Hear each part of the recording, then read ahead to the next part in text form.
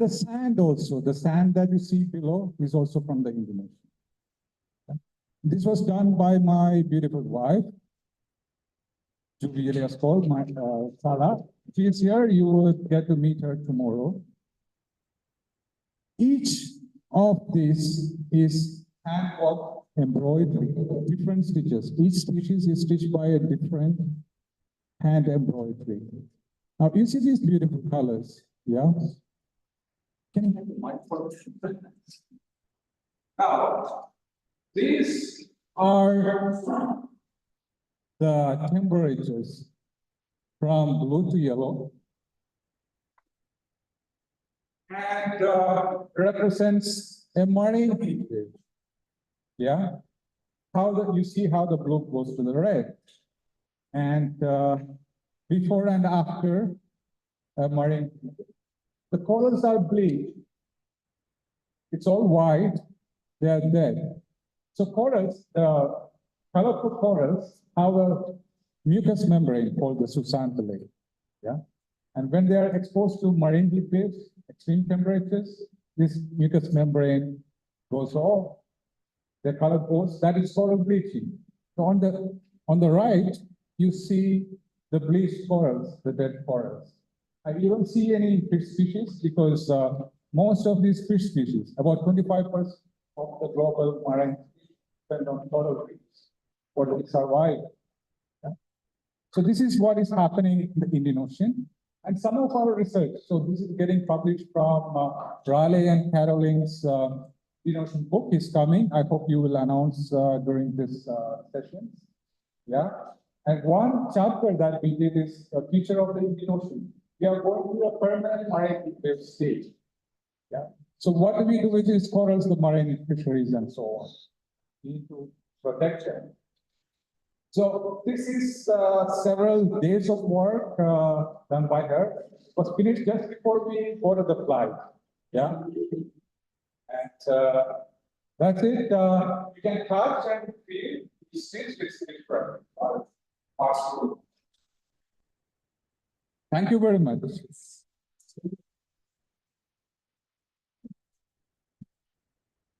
you very much, Dr. Rexy. I think very beautiful picture of our meeting today, and I think this is really prima meeting for the today, and then for next also. So again, thank you very much, Rexy. Please give applause to Rexy. Thank you. Thank you. Before we move forward to the next session, I will invite all of this welcome address to take the photo session.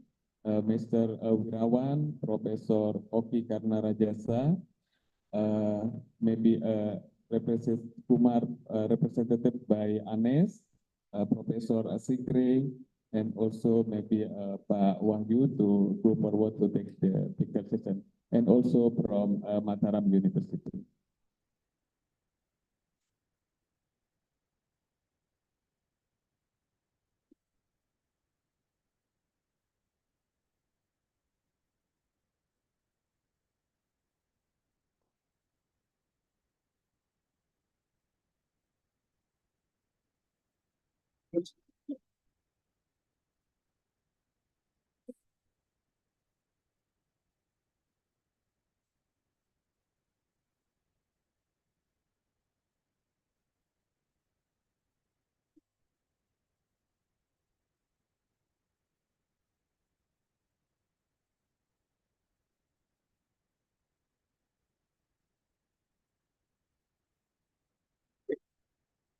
Yeah, once again, I will say thank you very much to all of the welcoming address, and then I will close this welcoming address session, and I give back to the Dr. Jonas. Thank you.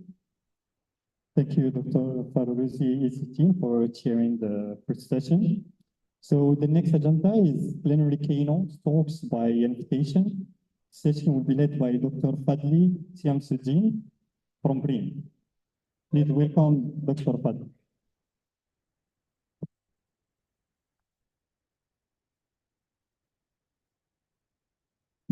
Thank you. We are just coming up with a plenary keynote talk. We are behind like 15 minutes, so I just inviting Professor Scott to come up here, and Professor Dr. Dwi Lisdo also joining. Yes. And the last speaker is Julian, is Professor Julian. Yeah.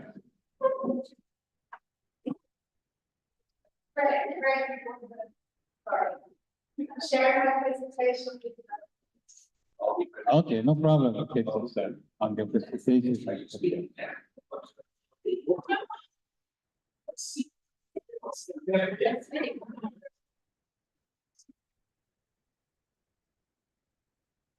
Professor Dipulistio is not here. Oh, yeah, sorry. Okay, because we are just behind, so I just give each speaker 15 minutes. Sorry, go ahead. And please, Professor Ishak is from Sriwijaya University. He will talk about the ocean dynamic in the southeastern tropical Indian Ocean. Thank you very much, Bapak Malik. Thank you for inviting me here. So we have only 15 minutes for talk, so it's very short. So I would like to talk about the Indonesian Sea, actually not the Indian Ocean, extended Eastern Indian Ocean, tropical Indian Ocean within the Indonesian Sea. So what we did for the last 5 years in the Indonesian seas. So my talk will be divided into two parts actually. The first one is talk about the warming trend in the Indonesian Sea, and the second is the spring freshening in the Banda Sea. Next. So as you know that there are at least 5 climate drivers that drive the Indonesian climate here. The first one is diurnal cycle. This signal is very mainly observed along the coast of the Indonesian maritime continent. And the second one is a Madden-Julian oscillation that's occurred during the boreal winter. And the third one is the monsoon. As you know, the monsoon is very strong influence of the Indonesian region. And the fourth and fifth is the Indian Ocean dipole and the INSO, or the interannual variation. So these 5 climate modes drive the Indonesian climate, and from the diurnal to the interannual time scale. In terms of the ocean, the Indonesian seas play an important role because this is the only low latitude connection for the tropical ocean from the Pacific to the Indian Ocean. And the Indonesian seas are crossroad of water from the Pacific and from the Indian Ocean and then from the South China Sea. So the Indonesian region is the SST within the Indonesian region, the sea surface temperature within the Indonesian regions play an important role that regulate the global climate variation. So because this, the role of this SST in the Indonesian region is very important. So we try to study the trend, the warming trend within the Indonesian seas. Okay, next. Before we talk about the Indonesian Sea, so there is a very nice study by the Roxy et al. So showing this is the annual mean of the SST, average SST for the Western Indian Ocean, the red one, and the black one is in the Eastern Indian Ocean. If we look at the annual, all have the similar slope of the warming trend. But if we look at the seasonal one, during the boreal summer, the Western Indian Ocean goes up higher than the Eastern Indian Ocean. So the warming is about 1.2 degree over like 100 years. And if the SST warming would alter the zonal SST gradient and then change the monsoon circulation and then change the marine food web in this region. Okay, next. So here is the spatial showing the SST, the mean SST from 1950 to 2012. and during the boreal summer, and then it's the net primary production. So, and SST warming cause the enhance of the stratification and reduce the subsurface mixing from the bottom, and then to significantly reduce the marine primary productivity. So this is the global map, and then over the Indian Ocean. And what happening within the Indonesian seas? So within the Indonesian seas, we have the warming trend also next. And this is the Indo-Pacific warm pool. I think we're also showing the warming trend, and at rate of 0.1 degree per decade, and this is larger than the global SST warming, which is 0.07 degrees Celsius per decade. From within the Indonesian sea next, we also show the warming trend. So in the rate of 0.90 degree per decade over the 33 years, and this is higher than the global SST warming, about 0.07 degrees Celsius, and from the Indo-Pacific warm pool. But if you look at the superficial one, the warming trend is very obvious in the eastern part of the Indonesian Sea, and the vicinity of the Maluku, and then northern part of Banda Sea and Java Sea, and also the Flores Sea. So the average showing that there is two kind of variation. So before 1919 and after 1919, with the relaxation during the 1990. And we have also short variation during 1998, 99, and then 2010 and 2011. As you know, during this year, we have the La Nina event, and we propose that the La Nina increase the precipitation and shallow the mixed layer bed within the Indonesian Sea, and then make the net heat flux is warm the SST within the Indonesian Sea during this very short period here. And also, if you look at the seasonal one, the warming trend is higher during the boreal summer, in June, July, August, and very low during the boreal spring in March, April, May. And this seasonal one is similar with this occur in the Indian Ocean, I showed you before. And what is the driver for this SST warming next? Okay. So we try to analyze each part of the parameter that cause the warming. The first one is the net heat flux. So the trend of net heat flux showing the negative trend, which means it's the cooling trend. So it's not the driver for the warming in the Indonesian Sea. And the Ekman transport also showing the upwelling or cooling trend also. Although some part like here, but here is the warming is very high here, but the Ekman showing the upwelling trend. Although this here is showing the downwelling trend, but most of the region showing the upwelling trend. And another driver is the wind mixing. So also indicate positive mixing, and then it's mean that this is showing the cooling trend for the Indonesian region. So those three parameters could not explain why the SST within the Indonesian getting warm. Then we propose the potential driver for this one is next. So we found that the precipitation, the trend of precipitation showing the positive trends, and the increase in precipitation caused the shallow of the mixed layer depth. By shallowing the mixed layer depth, the surface need have heat flux is warm the surface ocean. But to have about 0.19 degrees Celsius per decade warming, we need the trend of the mixed layer that is about 3 meters per decade. Our calculation showing that the rough calculation, the decrease of mixed layer depth only about 1 meter per decade, which means that there is other potential driver in addition to this shallowing mixed layer depth and then increased precipitation over the maritime continent. So we may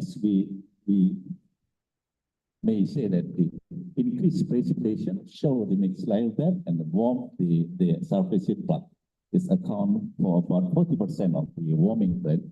But another one is increased precipitation because they enhance Indonesian through flow, which may strong heat advection from the Pacific Ocean to the Indonesian Sea. But we cannot approve how much is the contribution from the heat advection from the Indonesian through flow. So this is the proposed mechanism we shows for the warming trend in the Indonesian Sea. The second one is because the Eastern Indonesian Ocean is the center for the coral reef. It's also interesting if we analyze what happened in the Eastern Indonesian in the Banda Sea, especially.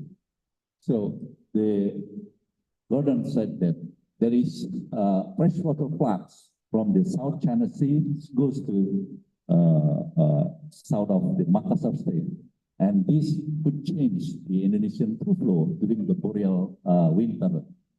And if we look at next, there is a change in the transport in the Makassar Strait, and we found that during boreal winter, there is a weakening of the Indonesian through flow because there is a fresh water flux plant in the south of Makassar Strait that reduce the sea level gradient and weaken the Indonesian through flow.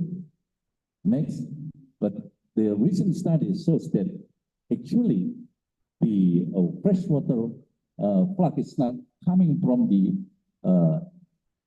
South China Sea, but it's coming from the regional sea, the Kalimantan Strait and the Java Sea. It's not coming from here. If you look at the gradients, here is very salty one, but here is the very fresh one. It's not coming from here, but it's coming from the regional sea. Due to the high precipitation over the maritime continent during the boreal winter, and then there is a freshwater flux from the continent to the Java Sea to Kalimantan Strait, and then it goes here. And next, fortunately, we have Argo float in the eastern Banda Sea, and we're going to see whether this freshwater flux coming here or stop in the southern of Makassar Strait. So we have Argo float here, and some of the float is coming here. And what we have is that we found the freshening during boreal spring here in 1980, and also boreal spring in 2019, I mean. And also we have here, this is the first, the green float here, and then here's the red float. It's only less than 1 year, later 2018 to early 2019. We have this freshening here, and also we have the float is coming from here, and when it's come to the Banda Sea, in the boreal spring, we have also freshening here. It means that the freshening in the south of Makassar Strait also observed in the Banda Sea, even in the eastern Banda Sea. And if you look at the precipitations during 2018 and in 2019, so we also have a strong precipitation in May, but not in March and April. So we only have in May in 2018, and then we have in March in 2019. So it's been that the strong freshening during boreal spring in the Banda Sea is not only driven by this precipitation. So it is also due to the advection, the horizontal advection, the red one here, coming from what? From the zonal advection from the Java Sea, and then also from the south of the Makassar Strait. So during boreal spring, we have freshening here in March, April, and it's, we can see that it's coming from not only from the fresh from the surface flux, from the precipitation, but also from the zonal advection from the western part from the Java Sea and from the south of Makassar Strait, both during 2018 and then 2019. I think, yeah, so this, if you click here, it's movies. So we can see that the shadow is the salinity, and then the surface current. We can see that the fresh water flood is coming here, and it goes until the Banda Sea. So the forest jet here play an important role in bringing this fresh water from Java Sea to the Banda Sea. I think I stop here. Thank you very much. Next, to the summary, just the rough. So the Indonesian seas indicate warming trend about 0.19 degrees Celsius per decade, and then strong during boreal summer in July and minimum during, sorry, it's not during Egypt, but during boreal spring. And it's due to the increased precipitation and then decrease in mixed layer bed.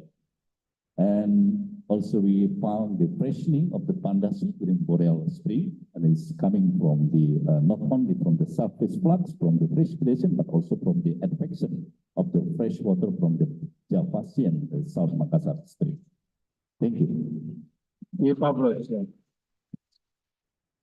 Thank you so much, Professor Ishaq. I just a few minutes, and I give 3 minutes for the education from the audience. Mike, please, you have a question, maybe. Is there any? Okay, just go, Mike. Thanks, very interesting presentation. Can you put your last slide up again? Last slide. Yeah. I think it was your conclusion was that the warming is partly due to increased precipitation. Is that correct? Yes. Is the increased precipitation due to the warming? No. No, I mean, that's my question. Because if there's warming, you'll have more precipitation. Yes. It's like Yeah, it's a feedback, it's Yes. a couple of feedback. Yes. So if we look at the trend, so we have the La Nina trend is more frequently occur, and then also the negative Indian Ocean dipole is more likely to be occur, and then it's caused the high precipitation of the maritime continent, and it's caused the shallowing of the mixed layer depth. By shallow mixed layer depth, the warming from the surface flux. Yeah, thanks. I think there may be large scale controls and regional scale controls, because the Indo-Pacific worm pool is warming generally, and then the precipitation that produces may be focused in certain regions that produces even greater regional warming. Yeah, I think so. I think Yeah, and I think also with the cooling in the Indian Ocean, it's quite a contrast, I think, in the explanation with the increasing Ekman's transport or something. Yes. Yeah, Please. I can think about it. I would also be interested about salinity, surface version data. According to the big paper, I think that most of the time, first layer is quite thin to the surface, not down to the subsurface. So if we think about the salinity budget, I mean the transport of the salinity, maybe local impact is very limited. I mean, most of fresh water come from the west side of South Tennessee, not from the Kalimata Island. But according to the Levitas data, if you take a look at the Sinozac of Levitas data, they can show you much more in-depth analysis of the salinity data set. Yeah, Thank you. So if you look at next.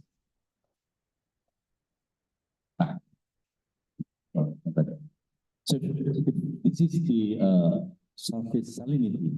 So the Karimata and the Java is about 50 meter depth.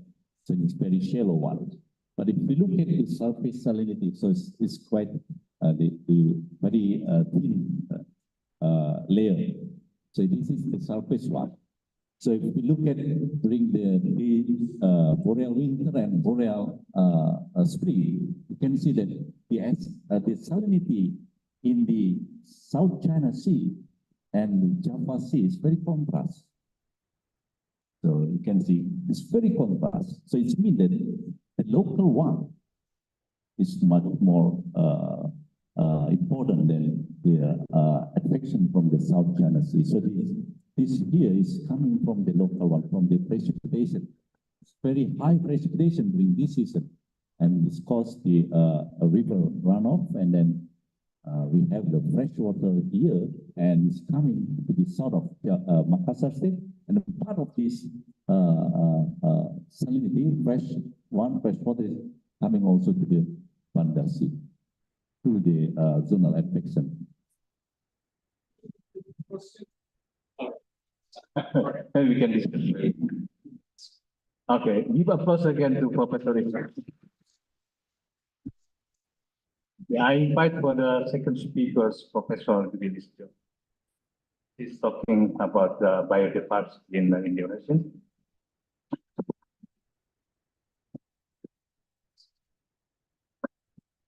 Good morning, ladies and gentlemen. I will talk about, in fact, it's not, yes, next. Marine biodiversity in Indian and Indonesian area of Indian Ocean. Yeah, that's as we know, this is the Indian Ocean, and Indonesian area of Indian Ocean is the west of Sumatra, goes here to Lesser Sunda Island up to here, close to Australia. And this is the question: how many marine species are currently described? How many marine species are recorded from Indian Ocean, and how many marine species are recorded from Indonesian area of Indian Ocean? So let's see the table. Let's see the table now. Here I tried to compile all the species from global in the world, and from the Indonesian, and from the Indian Ocean. The Indian Ocean maybe it's not completely complete. I mean, this is about, because I may miss some of the publication of the local India, but recently in the last few years, the Indian scientist is already interested in taxonomy. So they start to describe more species, and of course the taxonomy word is small. So we contact each other, and when we talk to each other, then we know how they start to do the taxonomy word, especially here, because I'm a crustacean people. So I know how the crustacean society contact each other to talk about how many species they have and how they describe new species. And yes, now the taxonomy is start using the molecular to identify the species. But of course, the morphology species is also very important. Well, this is the Indonesian Indonesian area of Indian Ocean, and we talk about this, and all this place with a huge mixture of habitat. We have this kind of reeflet, this kind of mangrove, seagrass, coral, and also deep sea. And all this habitat we can see, yeah, all kind of this habitat have all kind of interesting species. And to know what we have to explore and find, and then we have to go to the place where you have done before. Just like here in the back of our backyard. Here we have a lot of species. The last exploration they have is during the Membuka expedition is in 1900, I think, 1900 until 1905. And who will want to go to the place like this? We have mud and mosquitoes, of course. But then in the sea like this, it is look calm, but when you go there, you can ask Pak Iskandar. Oh, the sea is very, the wave is very, yes. And yeah, here in a littoral and supralittoral, we have, of course, the clean water and all kind of method we use to collect the specimen like this. And yes, this is illegal because it's breaking coral. But we try to find the dead coral and just break to find what we have inside. Of course, we will find polychaete, crustacean, mollusks, and everything. And also this, we use this yabi pump to collect the specimen what is inside the hole in the intertidal area. We use the transect just to know how many species we have there, and then also in the mangrove area. And here, if we do the sublittoral, we use a mini dredge, the small one, and this is manually we use it with the boat. And also here is brushing the coral and also sucking. This is the expedition we used in Panlau expedition in the Philippines, and we collect a lot of new species from there. At least for hermit crab, we describe more than 15 species, and still now the specimen that we collect is still, that's in my cupboard. I didn't do that yet. So, well, this is the deep sea expedition. Deep sea expedition is expensive because we need the ship, we need the equipment, and well, this is this for the deep sea expedition for biodiversity. And in the last 50 years, for the deep sea expedition conducted in Indonesian water, this is a Corridon is in Makassar Strait, Karuban is in the south of Moluccas, Ewi is all over Indonesia, but it's more oceanography, I think, maybe. And recently is a South Java Deep Sea Expedition in 2018. Here we did in the south of Java, jenis. And yeah, we know that the number of marine species is declined with them. And then exploration in the deep sea may discover more species. Here is, I will talk about the deep sea exploration that we did with the South Java Deep Sea in 2018. This is the work together between BRIN and National University of Singapore. We go here in the south of Java. We didn't go to the Java Trans because it's too deep. Then we go from here up to middle of Java. We did a lot of here because we have to hide. That time there is a storm. I don't remember what is the name of the storm, but then we have to go there before we go down there. Okay. And here we have a 63 station from 100 to 2000 with 4 types of equipment. Yes. Here is the equipment. We have dredge, we have a box score, we have a multi-core, we have a trawl, and yes, well, in this kind of expedition, the day is long. We have working from early in the morning and late night. Usually, this will go down in the evening because the multi-core will go the deepest. They will go to 2,000 meter.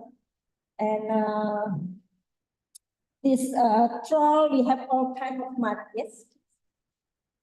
Here is we have to face the weather that is not always friendly, and the equipment is not always successful. Just like this one, we go down up to 2,000, and when we pick it up, there's nothing inside. It didn't work. And also this phase, we have to deal with the formalin and so on. And daily meeting every evening or early in the morning after breakfast, we have to know what happened. And sometimes the chief scientist is not so friendly. They ask you to work, and work. Okay, next. Here, this is a really hard working because we get all the mud and we have to clean the mud. And then after that, we have to sort out the material and working until late night. And this is this 2 person working with the worm, with the polychaete. They have to cut all tube to know what is inside. And then sometimes it's they scream because they find, oh, it's very interesting. Then we all go there. Polychaete? What is interesting with the polychaete? It's just, but it's always very fun. And then also this kind of sorting in the boat. But after the long work and hard working in the boat, we still have to work more in the lab. Go to the lab, sorting out material, and then have to make a report. After that, publish.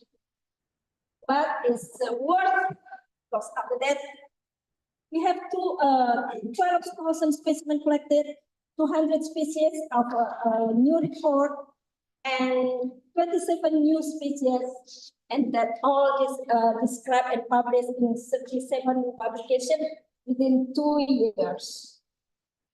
Next. Here is all the new species from South Java. We have, this is the isopod. Before, we have only isopod, the giant isopod in Atlantic and the West Pacific. And now we have this in Indian Ocean, South Java of Indian Ocean. We call it Batinomus raksasa. You know what this means, raksasa? Raksasa is a giant. Because it's a big, and then we all take this picture like holding a baby, because it's a big one. And then all kinds of this new species. And this one is the hermit crab in the solitary coral. We have a coral, and then, oh, this is a coral. Then one of the coral moving. And what is it? Oh, this is a hermit crab. So this is always very exciting. And this one is the big sponge. We have that big sponge, and then, well, this is the specialist of the sponge. And then when you see, of course, he made the spicula. Yeah. And then after that, you see, this is not the described species. Then everybody wants to take a picture with the big sponge. And also this is a very small one. And also the shrimp. This is the name for me. Okay, this is the next one. Also, this one is polychaete and pycnogonid and also crustacea. These are a bit biased because I'm a crustacean, so there's a lot of crustacean here. And also fish, it's very interesting. A small one, and the fish people know right away this is a new species. Okay, and this is all other interesting species from that expedition. This is the fish. This is typical the deep sea fish. Okay. And this one, this is a very, when we saw that, it's very excited. Everybody want to know what is that size at all.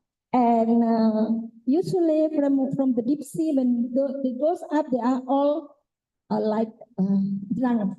They are not really alive, but this one is moving like this, so everybody just very excited to see. And it's the solitary coral. Up to now, this coral is still sitting in the lab. Nobody work on it. Okay. 1 minute left. Yes. This is also the new interesting finding. And beside all the interesting things, we find that all the plastic trash from the bottom of the sea. Okay. Thanks. All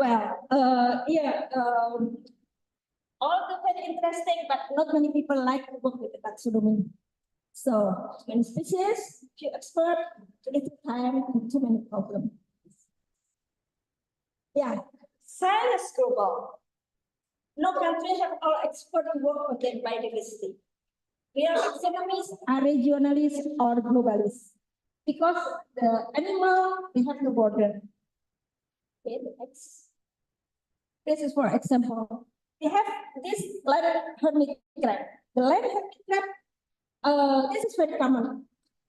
So nobody touches that because the thing all is already described.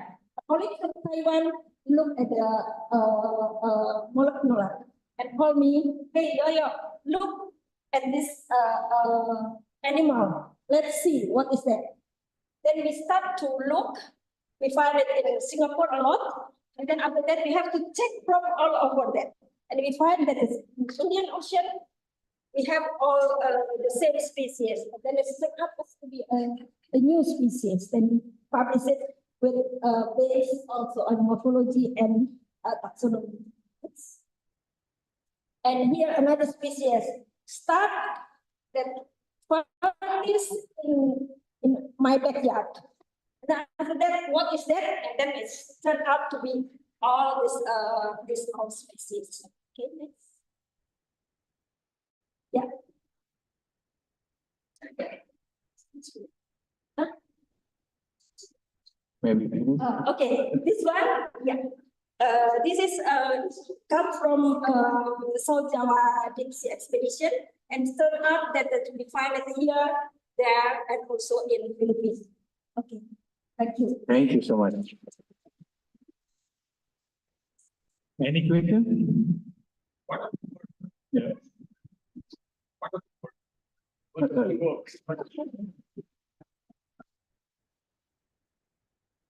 Is there any questions?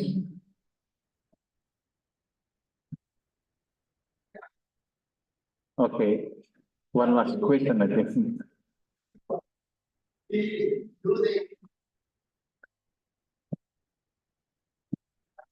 More than 8 years ago, we loading PTP on the back of sea turtles.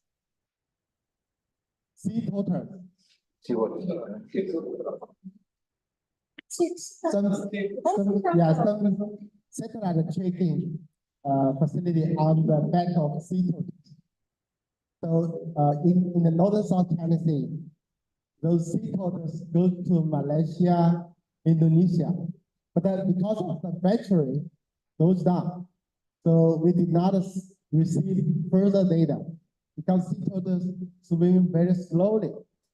So it takes a long time monitor the sea turtle from North South China Sea to South South China Sea. So I'm curious if we can do together, like step by step. We mount the PPT on the sea turtles in the coast of South China, and then that goes to the Indonesia waters. And if some scientists here can pick them up and reloading the new battery on the PPT, that we can, using the sea turtles to see the migration and the behavior. I think it's quite useful because the sea turtles PTT data give us much more information how the sea turtles swimming with massive scale 80s in the northern South China Sea. It's a very interesting topic. Yes. You have to put something in the, yes, but first we have to train people not to catch this. Because sometimes here in Indonesia, the turtle goes to the beach, so the people just catch them, or they go that. That's this kind of business we have to educate people not to catch that, and we still can get monitor. Yeah, this will be very interesting because in Gili Meno, I think, in Gili Meno, next to Gili Air,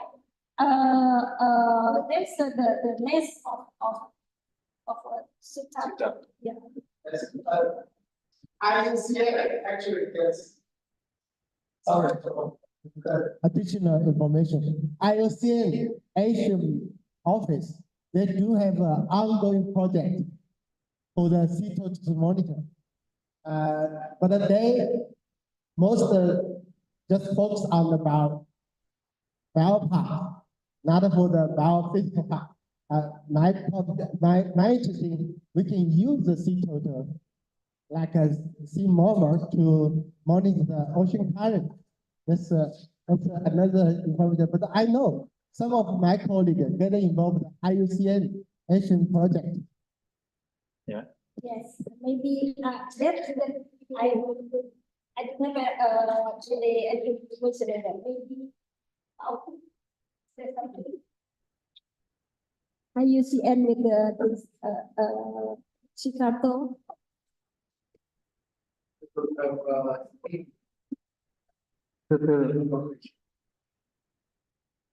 Yeah, I think you can just put the notes on this and talk more later.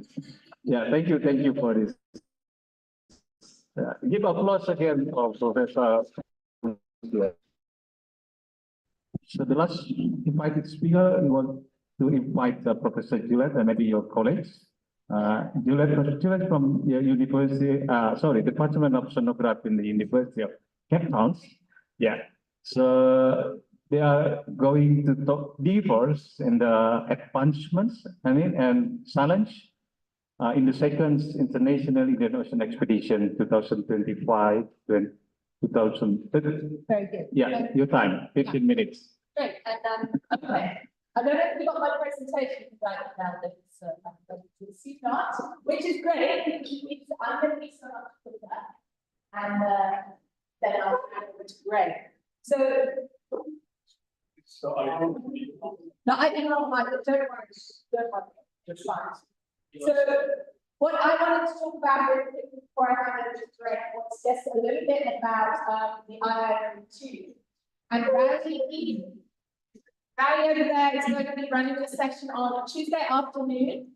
So that's when we're really going to get into the nitty-gritty of it all. But basically, just updating some of you maybe from BRIN, who haven't worked with the Indian Ocean Expedition before. It really traces its roots to the pioneering first International Indian Ocean Expedition.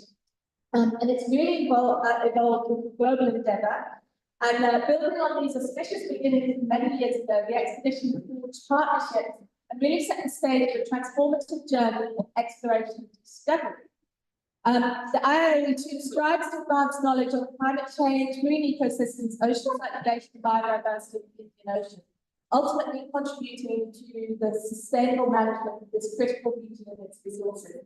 I'm not going to go into the history, actual rally will touch upon it, but I think most of you are familiar with it. It was initially formulated for a period of 5 years from 2015 to 2020, and was subsequently extended to another 5 years, and this is due to many sponsoring agencies, in particular SCORE and GOOSE. And it's really been a place for many stalwarts of Indian Ocean science.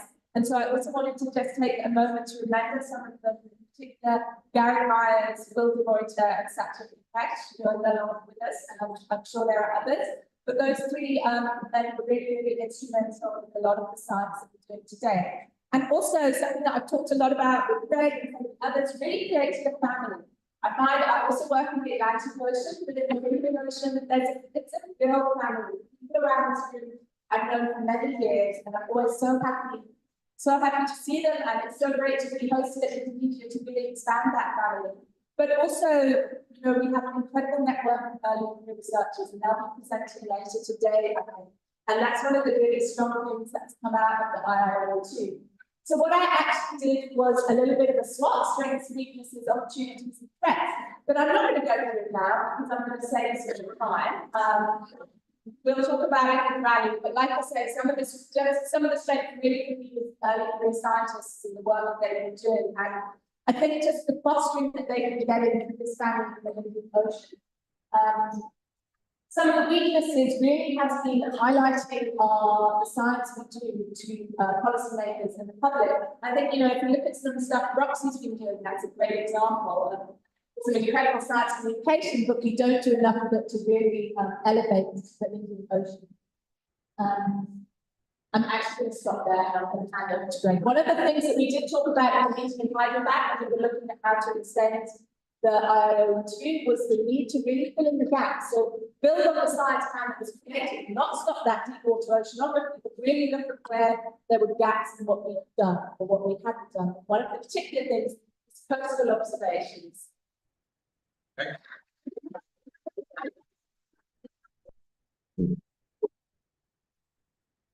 Is it not turned off? It is on. Okay, sorry. So yeah, thank you, Julia. And before I start, I just want to say to Oki and everyone here at BRIN who helped put this together. Again, thank you so much. Oki joined the Cyber Steering Committee just last year, just prior to the Perth meeting, and this is all in all a very short time since that. We really do.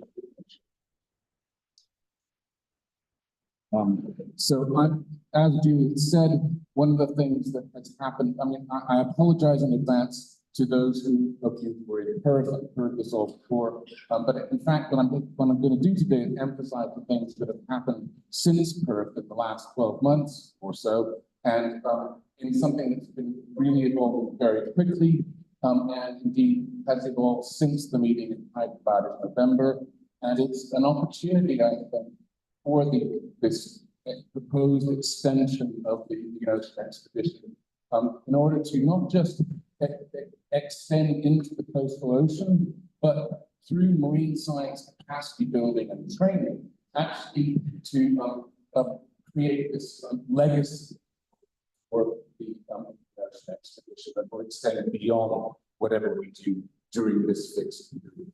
And in particular, by involving further career scientists in the process to actually extend beyond the current phase to something that lasts. So the project is called CoLab, that I'm going to talk about, the Coastal Observation Lab in a Box. And it really started out as a chat between Julie and myself, and Roxy, and Raleigh, and maybe a couple others. Very informal. It was sort of an assessment of where we could find ways to IORP and cyber to do something new and different, and it was based on a recognition that coastal observations in general, but especially in the West Indian Ocean, it was basically a data desert, and a lot of that was built on lack of capacity, but also a perception amongst under-resourced countries that you've got to have expensive equipment, moorings, and skills were beyond their means.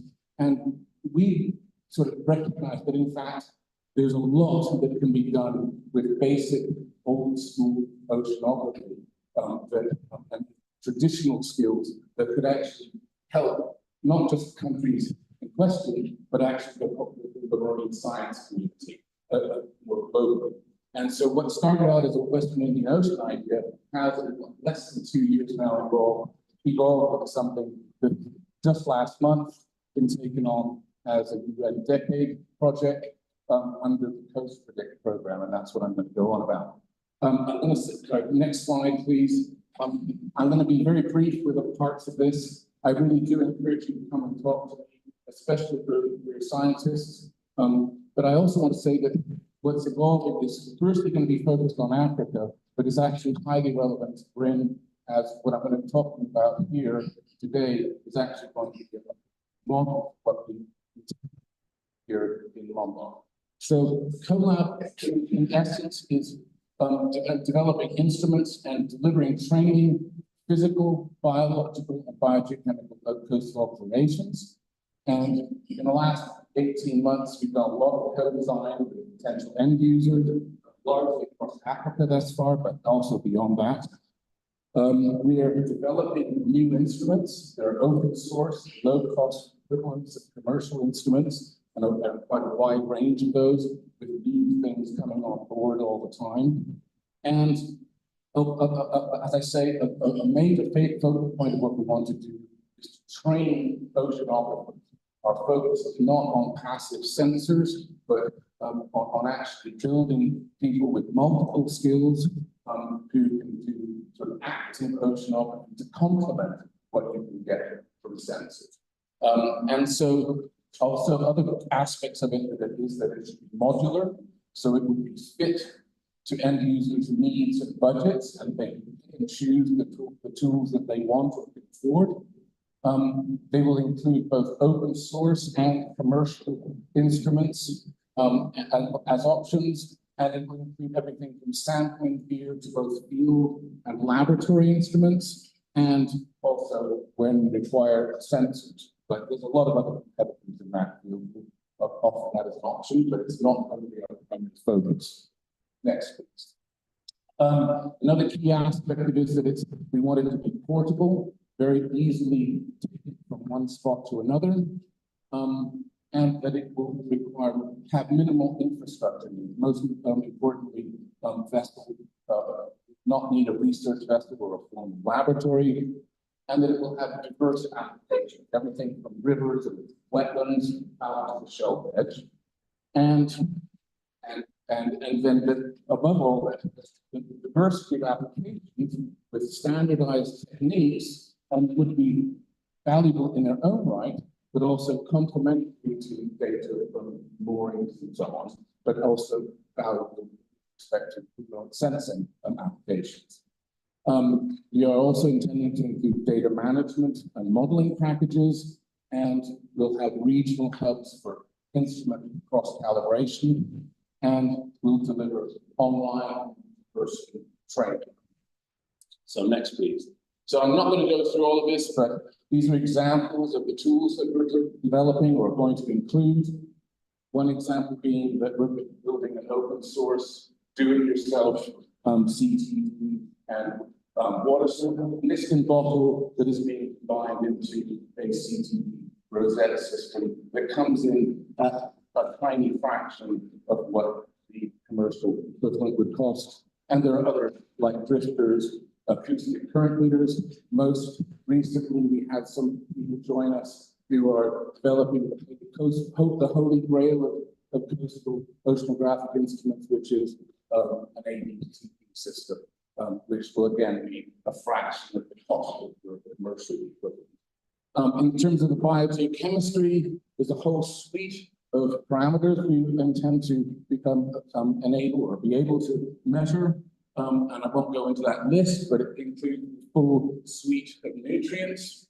And it will range from handheld instruments and zondas to desktop analytical tools. And in that case, while we won't have auto analyzers that cost tens of thousands of dollars, and even more to maintain.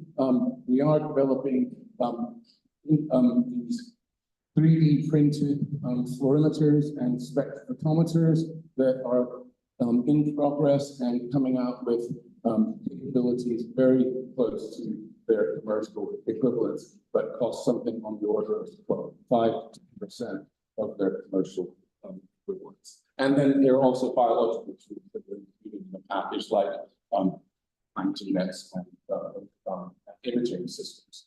So that's the sort of the range of tools that we're going to implement. It's not a complete list. I haven't talked to me. Next slide, please. As I said, we want this to be portable. This is stuff that I've certainly the biogeochemical tools and the hydrography that I've just described, the current using CTDs and so on. I've taken students out in the field and put everything into 2 to 4 23-kilogram crates. We set up laboratories in basements, and we run everything from kayaks or small boats without a winch. So we've worked in tens of meters of water, and it's all manual, and also without a winch system. We've worked, as I say, in basements. All we needed is a sink and some power and some bench space. And as I say, you do it from kayaks or fishing boats or dive boats and not research vessels. And I should say that for that full suite of biochemical parameters that I've listed, we've run 30 to 40 samples a day for the full suite of nutrients, oxygen, pH, alkalinity, etc. And that was done with 1 staff and 3 undergraduates.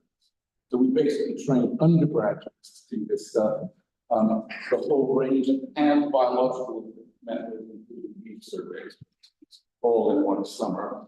And they reported this in their dissertations. They learned ocean data view and all the rest of the skills. But the point is that you can teach undergraduates to do this stuff in a matter of days. And if they can do it, there are hundreds, thousands of early career scientists across Africa, for instance, who certainly can do it if you provide them with the tools. So next slide, please. There's going to be a data management package, which is going to be built on the adalah platform. I'm not going to go into the detail, but it is going to have a standardized means for uploading and downloading data. And there's going to be an agreement in place that, which is part of the decade policy, that there's going to be open access and fair principle for data management. Our collab modeling tools are being led by Emmanuel Hannett, a modeler in Belgium, who's developed a web interfaced, very easy to use coastal hyperdynamic model called CLab, and it's already been used in a wide range of settings. The one example down below is a characterization of transmission patterns of coral disease in the barrier reef. So that's going to be another tool that's going to be available to end users through this package. As far as training is concerned, we'll be developing protocols for all the methods. We'll be running interlaboratory standardization for all of the methods. And we'll be running in-person training camps, which I'm going to talk about in a minute. That will be also complemented by online support and tutorials and online training courses through the Ocean Teacher Program. Then our current status is that just last month we got this UN decade endorsement, which is a huge step forward. We've had preliminary funding from the Commonwealth and COGO and SPARC crowdfunding program. I'm not sure how you can what the name would be. We had a workshop in Brest in France last November. And we are in the process of completing this new open source instrument development, including the ADCP that I talked about. And our next step is to run a pilot collab training camp in Ghana in the Praw River and Estuary system. This is to look at the illegal gold mining upstream and its impacts on sediment transport and mercury contamination and the fishing communities in the coastal area. So it's got good optics, if you see what I mean, and that will help us, we hope, in future funding. There are other things happening elsewhere. We have a funding application to the EU Africa Horizon Initiative, and that's going in March, on March 12th. So our early work is based in Africa, and we have a number of African partners identified. There's also going to be a bid to IORA. I'm not sure what that acronym stands for, but Julia does. And there will be, the first phase will be regional collab training camps in Mozambique and Ghana. I'll talk a little bit about the Mozambique model, and then there'll be other African sites, and then global coast experiment sites, which are part of the coast program, which is now well beyond Africa or the Indian Ocean, but global. So please next. So the first model regional training camp is set for Maputo Bay in Mozambique, and it's run out of Inhaka Island, where there is a marine station that can accommodate, I think it's 50 people or 60 people, and it has laboratories, basically equivalent to what we're seeing here in BRIN, or approximations of them. They also have boats and people, lots of good people. And the idea then is that we are going to run physical, biological, and biogeochemical studies in Maputo Bay, addressing an actual scientific question as opposed to just sort of show and tell. And well, I can talk about that a bit as well. And the idea is that we're going to have trainees from around the region, so of the Western Indian Ocean island nations and all of the Caribbean nations in South and East Africa. One more minute. And so, sorry, one more minute. I'm almost there. So anyway, the point is that we can involve early career scientists both locally to assist with running these camps, but also the funds we're seeking will actually be used in part to train early career scientists outside of their across the physical, biological, biogeographical skill sets, so that they in turn can become trainers. So that's the main step, is to carry it on. Next, please. So the Global Coast Program now has had 129 pilot site applications for their Global Coast experiment sites, and Coast Predict will become the observation platform for what will otherwise be a large modeling-based effort. So CoLab will go out and do the training and the data collection, which will be then used in the modeling. One of those, so we have sites already accepted in the Gulf of Guinea, including Ghana. They're very positive about the Mozambique site that we've proposed, so that's been added to the list. And I should say that the last but not least, there has also been one over here in Indonesia, which is here with BRIN. Yes. So when the funding comes through for that, beyond Africa, we would really see the kind of camp that we're proposing in Mozambique to be based in Lombok to serve as a regional training camp for the Eastern Indian Ocean. And we also intend to work with Invoice and Hyderabad to use their facilities to train as well. And with that, I'll go to the last slide. Thank you so much. And please, I've skimmed over a lot. So please, either email me or get in touch. I'm very happy to talk as is. So thank you. Okay. Maybe just one last additional comment from the audience. Yeah. Yeah? Just one. Check out the CoLab website. Do you have? And each is on the, we're in the, that logo that I threw up on the first slide, I mean, that's days old. And it's one scope access. yes, but because we have this March 12th deadline for our EU application, we need to have web presence. Yeah. So Anisha is kindly, or Anisha and colleagues can inputs that kind of lead to help us host, and we have people, including an ECOP Africa coordinator who is involved with Sako Collab, who's going to work with Anish in developing the content. Okay. So maybe the last one comment from my colleagues, BRIN. Maybe Pak Wahyu, you can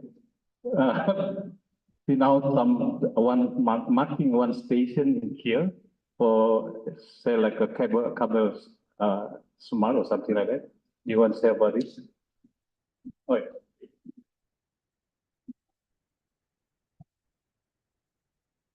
yeah. Thank you, Pak. Yeah, I think we are still working on the integrated underwater application, right? So the plan is in the fiber optic cable. So probably we can integrate. Yeah, it's still in the plan, but it is possible to pin out one station. You might, yeah. Later in the near future, I think. Yeah, very separate.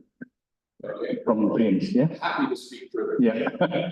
Okay, give applause again to the all speakers. So I give time now to organizing committee. It's maybe now is for the grant. Thank you, Dr. Fadli, for sharing the session. So our speakers have a picture, group picture. And after all participants, we will take a picture outside.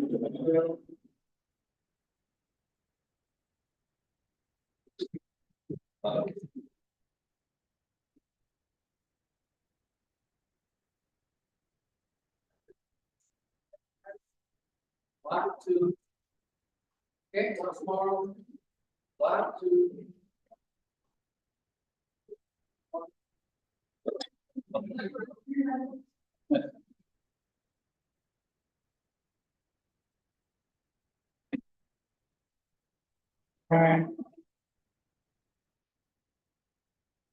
So, ladies and gentlemen, before we proceed to the next session, we will now take a coffee break.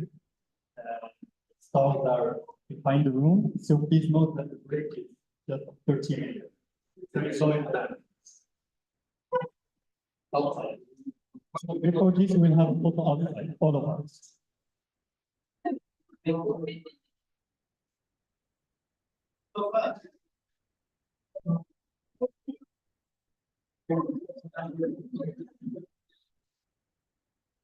Okay, we will have a photo session outside the building in front of the office.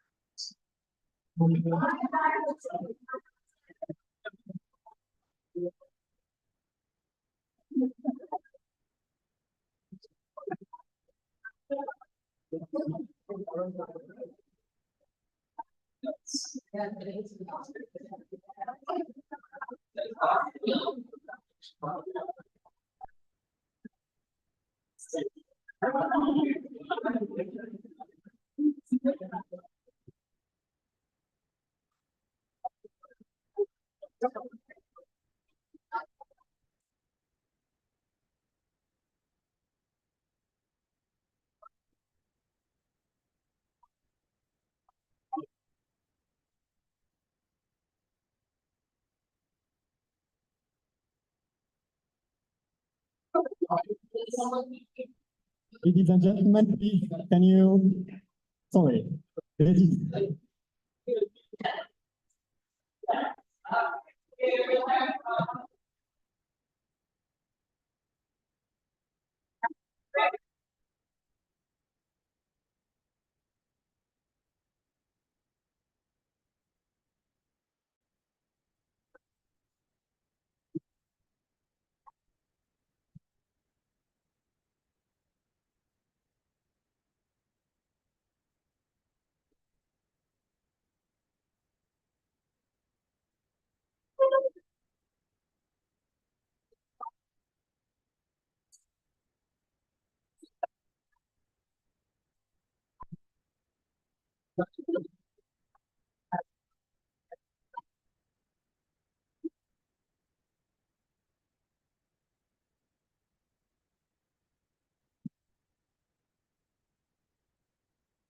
So, ladies and gentlemen, please, we need to proceed to photo session because we have very strict time. And after photo session, we will have a short coffee break, and you can bring all the coffee tea to the room.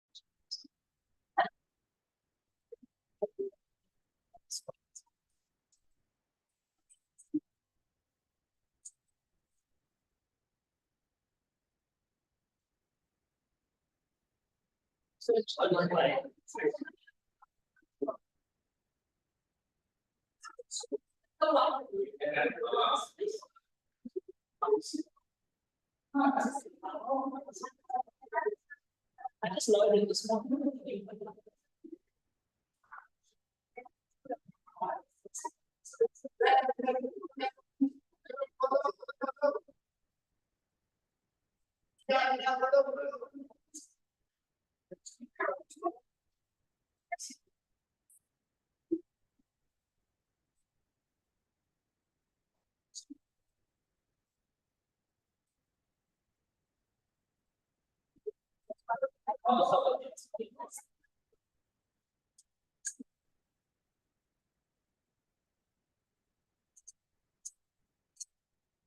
Okay.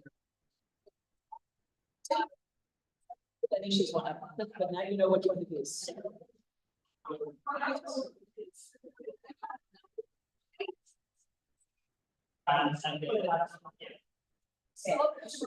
Pause.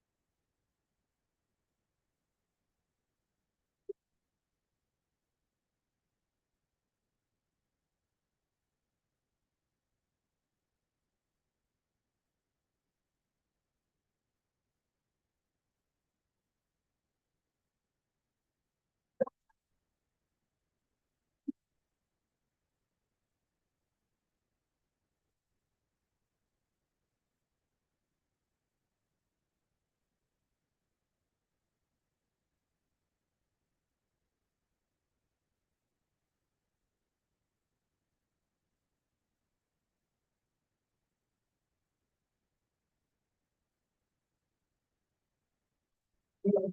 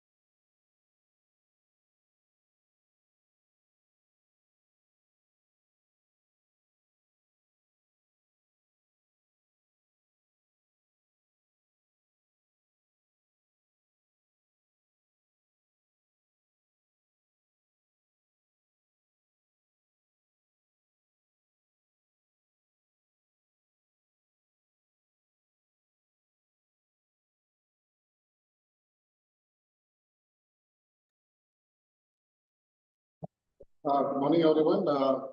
So I'll be giving the IOA to National Committee report from India. Unfortunately, Dr. Srinivas Kumar is not here, and I'm just filling in on his behalf. So I'll be talking about the major initiatives and the progress made by India with respect to ocean observations. I also included one slide for remote sensing, the sustained observing network, and the cruises and the capacity building activities what we carried out since our last first meeting. So it's for 1 year. Thanks. Yeah, so just to set up the stage, so the sustained observations in Indian Ocean, as far as India is concerned, are mostly taken up by Ministry of Earth Sciences through its autonomous and subordinate offices, which are highlighted on circle red. In addition to that, there's also a national CSIR, National Institute of Oceanography, also does the ocean observations on a big scale. And all these things we also include the academic institutes to carry out or support the observation activities in the Indian Ocean. So these are the ocean observing platform which have been maintained by UNCOIS, and all these are sustained for since last meeting. I'm not going more detail into this. So only thing I want to highlight some few key points, and all these observing systems like cargo floats, drifters have been deployed, XPT, 3 transects we are carrying out from Chennai to Port Blair on the East Coast, Visakhapatnam to Port Blair, and Calcutta to Port Blair. And we have 16 riders buoys installed along the coastal waters. There are 2 biogeochemical buoys, one in East Coast and one in West Coast. There are automatic weather stations, 34 installed on the different ships of various agencies in India. There's a network of 36 tide gauge stations and the bottom pressure recordings. So there are 2 key things which I want to highlight here. Is first is regarding the cargo flow. So very happy to say that we have crossed the milestone of deploying 500 cargo floats in seas around India. So at 500 mark we have crossed. So India has deployed 500 cargo floats, and last year we have deployed 44 cargo floats, which is the second one after 2014-15, where we had deployed 49. So last year we deployed 40. So unfortunately, due to this COVID, it has largely impacted the deployment of different ocean observing network. So there were no deployment literally from 20 to 22, and then we started initiating the procurement and process and all, and finally now we are in a track. So last year we deployed 44, and then 6 are still in pipeline. We are waiting for the ship of opportunity, and then it will be continued. So 50 floats every year. So this is the latest map which shows 73 cargo floats which are active, and out of that 40 which are in green is they are the bio floats. Next one. So coming to drifters, we have now shifted to the digitally developed drifters with instant communication. We have already deployed 15. This is the latest track, which are the active drifters in the Indian Ocean. And then the subsequent deployment of the drifters, Lagrangian drifters in the Indian Ocean, will be one which is developed by India. And this technology was developed by National Institute of Ocean Technology, and it is transferred to the commercial vendor. Next.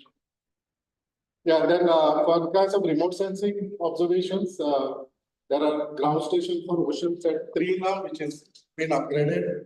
And we have one more ground station which is upgraded with XL band and can give this suite of remote sensing products, which are available with invoice for the use of the scientific community. Now, coming to the observations by National Institute of Ocean Technology, they are responsible for maintaining the buoys in the northern Indian Ocean, and also they're providing support for the Rama moorings.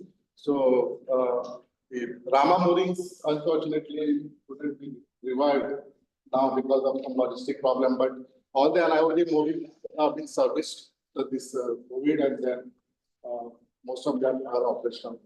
In addition, the HF radar installed of Indian Coast, all sites, 8 pairs of radars, 5, which are now operational. Next. So the National Center for Coastal Research, which is set up at Chennai, East Coast of India, they have started with the coastal seawater quality monitoring program as a part of the coastal monitoring projects of the Ministry of Earth Sciences. And now is the latest update where the 50 hotspots have been identified in Indian coastal waters. And these are the parameters which have been measured. And it is on biannual basis. Every year they have 2 dedicated cruises for all these stations. And this also have been revised. Coming to the time series stations, there were 2 time series stations of Goa and Kochi, which was established more than a decade ago under the cyber program. So in between there were some operational glitches, but both these stations have been now funded by Impulse projects. Both to the National Institute of Oceanography, the headquarters at the regional center in Kochi, and both the stations are now active and data has been collected on the monthly scale regularly. In addition to that, we have deployed 2 biochemical buoys with a suite of sensors which can give physical as well as the biochemical parameters. So this is operational now of Kochi and Visakhapatnam. And we have been deploying and redeploying it after every 1 or 2 months. So these are also now active state.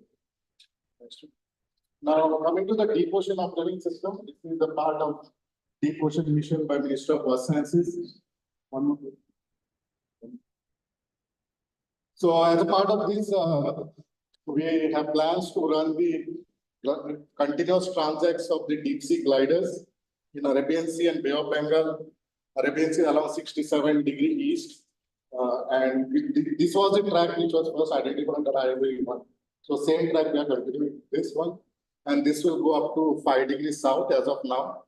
And same in Bay of Bengal, it is at 88.5°. So these both the gliders are now transits. So this is the latest glider tracks. So we are now in the 3rd mission. So this track is being sustained, and this can measure the physical parameters as well as some of the biogeographical parameters like chlorophyll, backscattering, oxygen, power, and CDOT. So same continuation to the deep ocean observing system, we have deployed the directional wave spectra barometric drifters, or the waves drifters. And I acknowledge here the Roger Ravel, which came to India last year, and after the ECOMSAT cruise, the ship went to Fremantle and from there to Cape Town.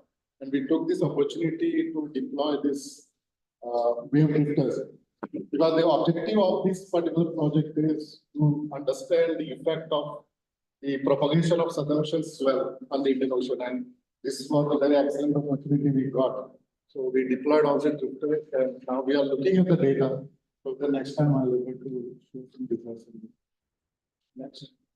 And in addition, we have fixed a permanent biomass on the Sagar Nidhi, that is the Indian ship, with eddy covariance flux. So this ECFS will be now permanently mounted, and then we also took a sea trial on the recent cruise. I will talk about this 172. And this is now the data has been validated, and whenever there is a ship going anywhere, this Nidhi, it will measure the safety. Next one. So last year, there were 2 major cruises. First one was actually for the deployment and recovery of the bottom pressure recorders, which will giving the sea level in the Bay of Bengal, mainly for the application of tsunami. But we took this opportunity to deploy retrieve gliders, and also we did the biochemical measurements along this particular track and deployed Argo floats and wave drifters. So this cruise was for 30 days on board ORV Sagar from Chennai to Goa, funded by the Ministry of Earth. Next one. In addition, there was the cruise as a part of the process-specific observations, which is under the ECOMSAT project.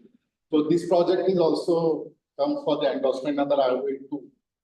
Principal Investigator Dr. Girish Kumar will be making a detailed presentation, so I'm not going detail into this. But this is the cruise track, and this cruise was also for roughly 30 days, and these are the observations carried out on board, and these are the instruments which were operated on board. Thank you. Now the upcoming cruise, because now our schedule is given up to usually July 2024, but we have one cruise coming up under ECOMSAT, that is in June 2024, and also there's a one allotted cruise under on board Sagar Sampada. This is one more fishery ship with 1 years, and that is in 2025. And apart from that, there is a one coastal cruise scheduled from 1st to 14 May 2024. So we have scheduled till June, so that's what is update. Next one.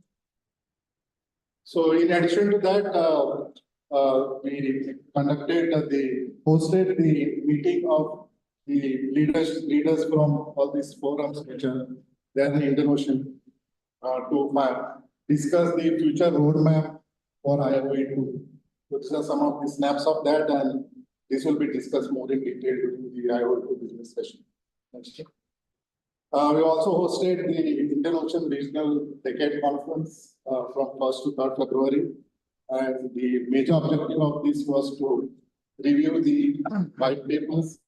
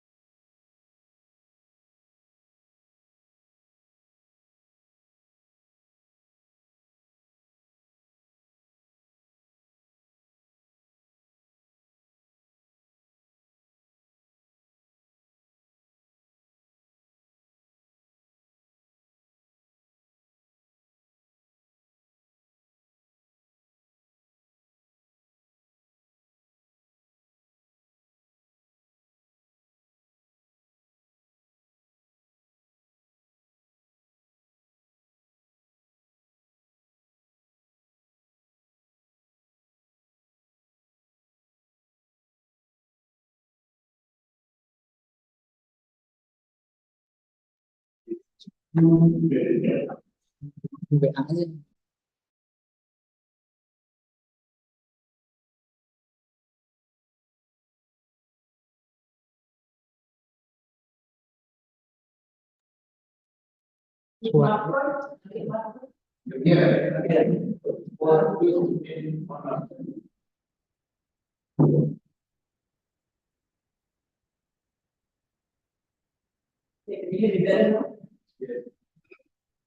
I'm going to report on Australia's progress in the second international Indian Ocean expedition, and this is on behalf of the committee and we too.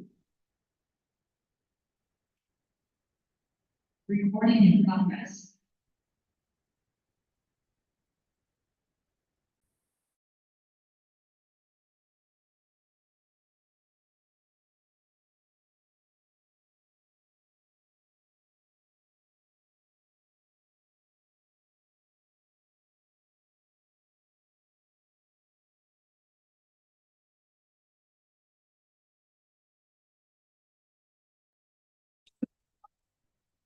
Nationally and and then all right, we're going to see fish conference.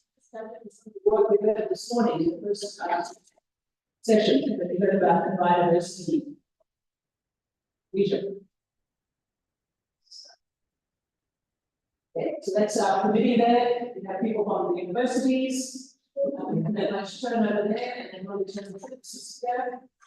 National organizations, we have a change in the integrated marine observing system. We have a new member, Reese Jack, who's the new principal research officer there.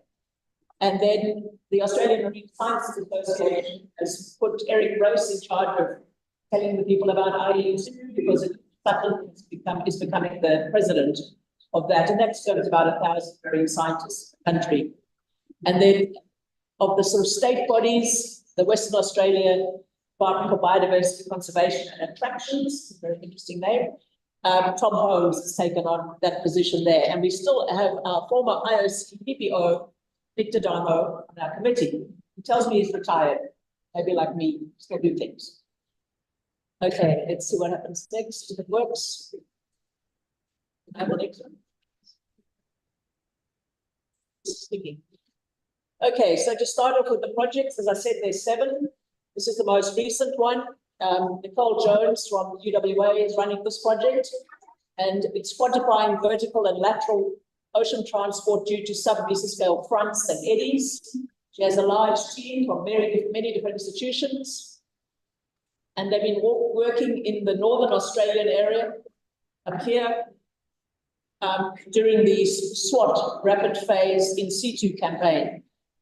Their main objective was to provide in situ measurements to interpret the SWOT rapid phase sea surface height data. The science questions relate to sort of disentangling internal waves and eddies in sea surface height, because they're quite confused at the moment. Look at topographic eddy generation from surface to subsurface, and look at the lateral transport rates. She didn't score the investigator, but she used the ship of the Australian Institute of Marine Science, a much smaller coastal vessel, to do her campaign, which she used this in the Browse Basin.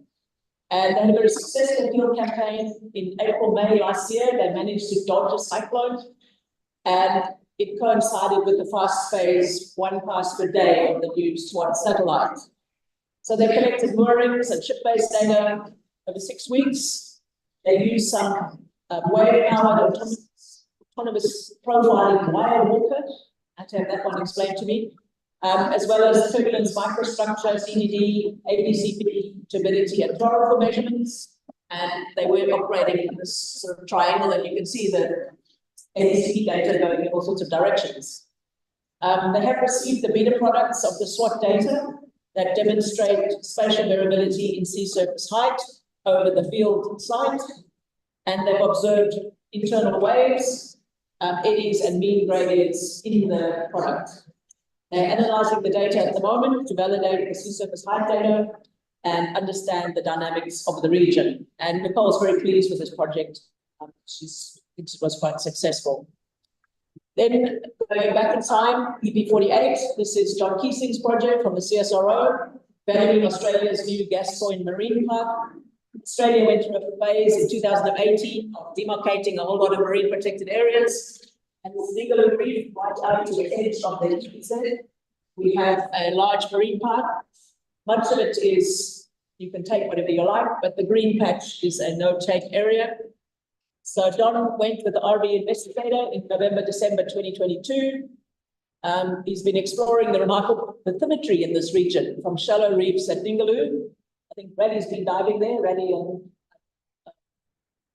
Victoria have been diving there, down to the 5,000 meter deep Cuvier abyssal plain.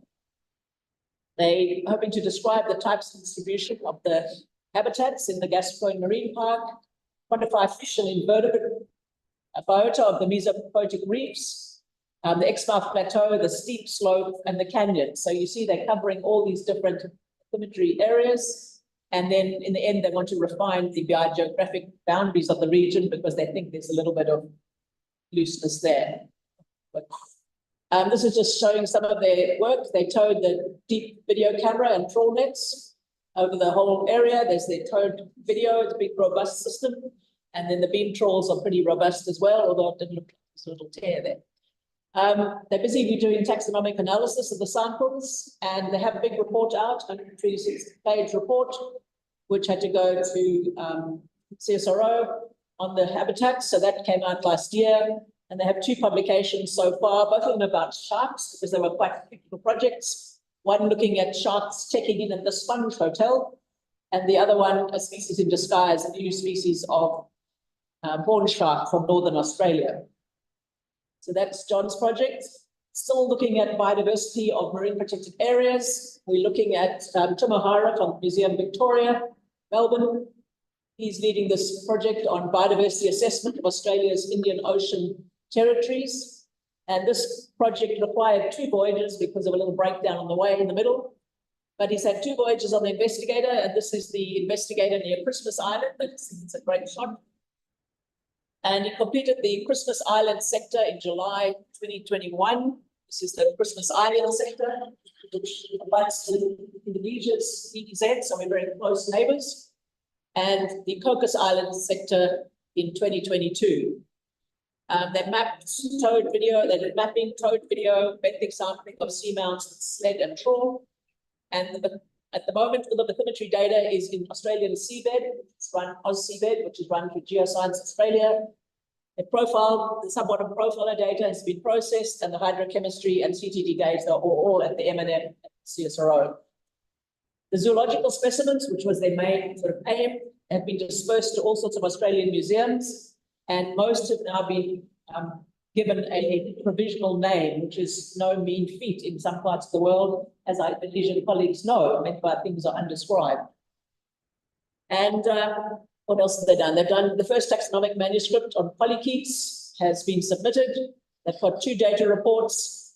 One to the had to go to the Parks Australia, who were funding part of this voyage, and another one to the CSRO. And then I was looking around for something interesting, and I found this picture 130 kilometers southwest of Cocos Island. And I thought, oh, it looks like it's raining. I wonder why I took this picture. I wonder why it's showing up. Well, just so happened that this is over Muir Seamount, 130 kilometers southwest of Cocos Island. And Muirfield Seamount comes up to 16 meters from the surface. And it's called Muirfield Seamount because a British ship, Muirfield, crashed into it. And this is the first map of Muirfield Seamount. So they mapped that, they mapped 14 in the end. So I think it's quite interesting. Someone has been there, another expedition went there earlier on, and they said there wasn't much benthos. Well, these guys are totally refuting that. They say it's the most amazing seamount in terms of biodiversity, particularly benthos. Another one, marine biodiversity of the Cape Range Canyon. So this is just off Ningaloo Reef, again, similar area to where John Keesing was working, but this time it was using the Schmidt Ocean Institute ship, the Falcor. I think it's the Falcor 1. They've got a Falcor 2 now. But the cool thing was they had the big ROV Sebastian, and And they did 20 diets for biological sampling, and they used multi-D bathymetry. That's all been processed, and the taxonomic work is ongoing. So all sorts of fun things like we saw this morning, people identifying stuff. A lot of microbial work and genomic work is also being done in this project. Narita Wilson, the project and PI, is a geneticist, so she's working particularly on that sort of work. And she explained to me where all the data is archived. Some time, I'm not going to go all through all of them. They've done a report, and they've got 2 papers published. The first one in marine geology, and the second one is also about geology, but it's in Frontiers in Marine Science. And I saw this wonderful picture, and I thought, what on earth is this thing? So I looked around, then I phoned Nerida, and I said, what on earth is it?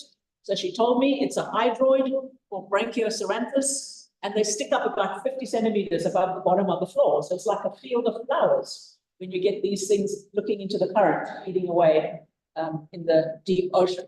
Okay, this project you've probably heard enough of and you're sick and tired of it, and you're going to hear about it again tomorrow morning, but just the bits I like tomorrow morning. The 110 East repeat voyage, and this was conducted in May, June 2019. We studied actually everything that you can think of, viruses to whales. We've published 12 papers so far in a special issue of Deep Sea Research. Thanks, Riley, for getting that all up. And then there's 7 other papers published, plus numerous student theses, many conference presentations, talks, and seminars. There's a lot of ongoing work that's on at the moment. Slowly but surely, we're chasing up the laggards to get all this stuff published. So we're hoping that that will all come together fairly soon. I've got something here. 1 more minute. Oh, 1 more minute. Okay. So this is just a paper on genomics that's been submitted, and we've had the reviewers' comments back. Mike may be interested in this one. It's the genomics, look at the diet of deep sea fishes, and they're gobbling up copepods. So that was quite interesting.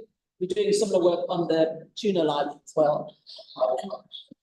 And you may be interested in this one. This is the Jamstack deep Argo. We put in an Argo, deep Argo floats at the southern end of our line and at the northern end.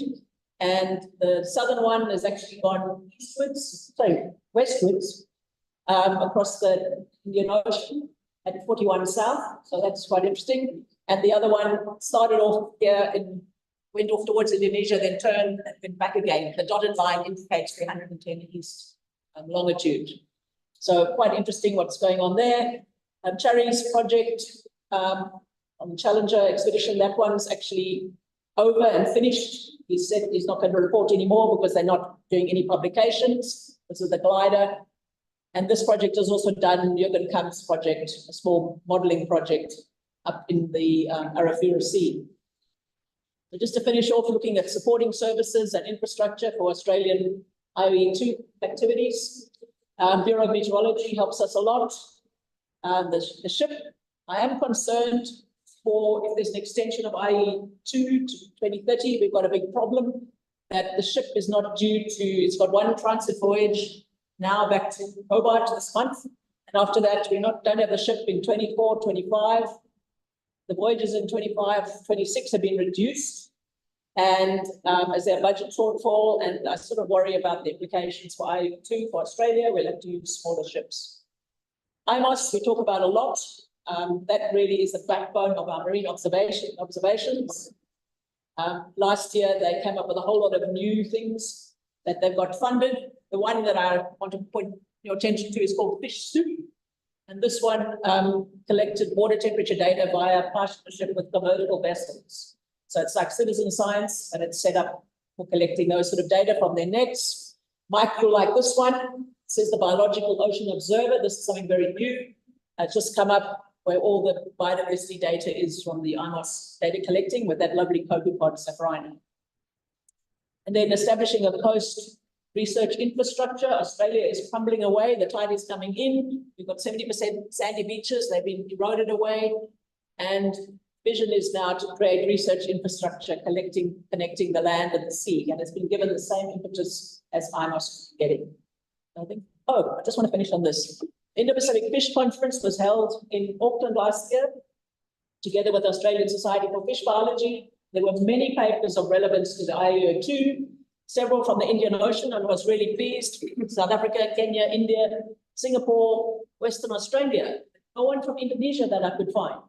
So this is an advertisement to get Indonesians at the next one, which is going to be held in Taiwan in June 2025. And we really want some Indonesians to come to that Indo-Pacific Fish Conference. We did talk a bit about the IEA2, and we had the poster with the most writing and the poster that's the most shiny and bright. No one would write over it for the IEA2 voyage and the 110 East voyage and the Bluefin voyage. And my last is an advertisement. David Antoine from Curtin University is looking for someone to do a PhD with him. It's a scholarship. He's got a scholarship and he's been dealing with heat waves. If anyone wants to know about it, I have the details. Thank you very much. Sorry.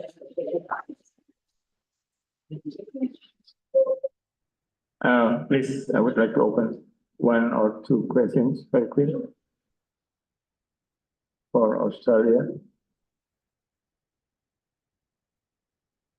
No questions? Yeah, I think, thank you very much for your presentation. Country report from Australia. Please deliver a big applause for speakers. Thank you. And now I would like to invite the virtual speakers from France. Young Francois Vernon, did I go ahead and pronounce correctly?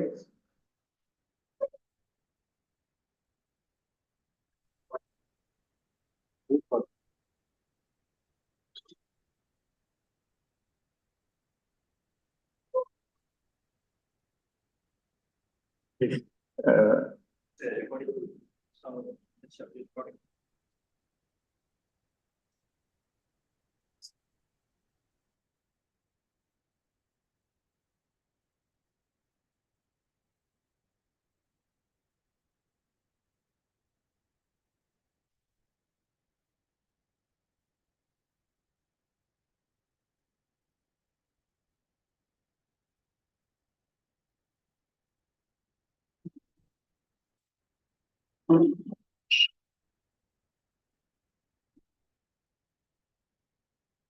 Yeah, right.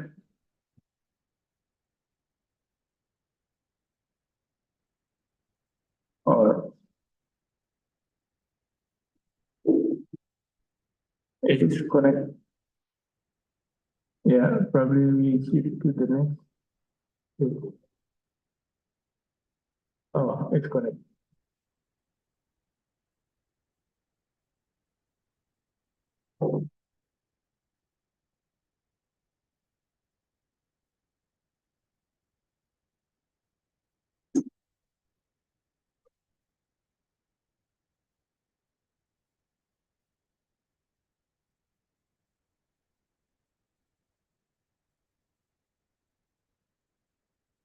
Yeah.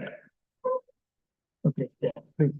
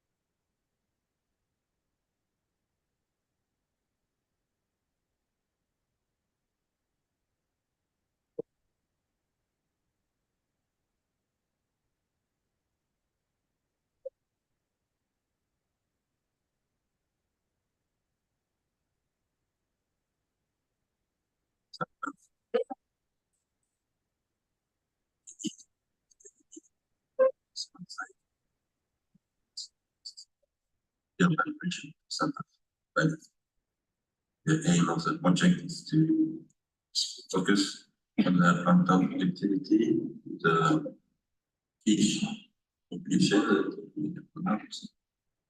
which evolved under short stress and in the context of the climate change.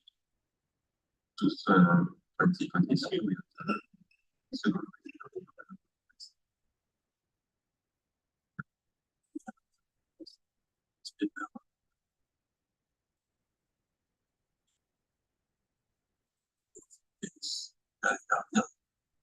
it's a study by some information paper that will be cumulative. First one is of the central structure of the Mozambique channel, the steering the physical paper. The second paper is around the response of phytoplankton to edit hyperstructure channel. Using automatic underway evaluation. And the third one is the impact of the hyper channel on the microplankton using the use of differential cascade classification. We also have communication and ongoing studies. Just mentioned here 3 of them. First one is a postdoctoral study of biographs from Stellenbosch University, talking on West, and it concerns the diverse iron across the different resilience studies is on the distribution, seasonality, and long-term change of the surface serious acidity and pH in the channel, where the resilience data used to data sets starting in 1963. The third study is on the frontal seen as a coastal conveyor, and this is a study of Gustav and Mike and in collaboration with the University of the West.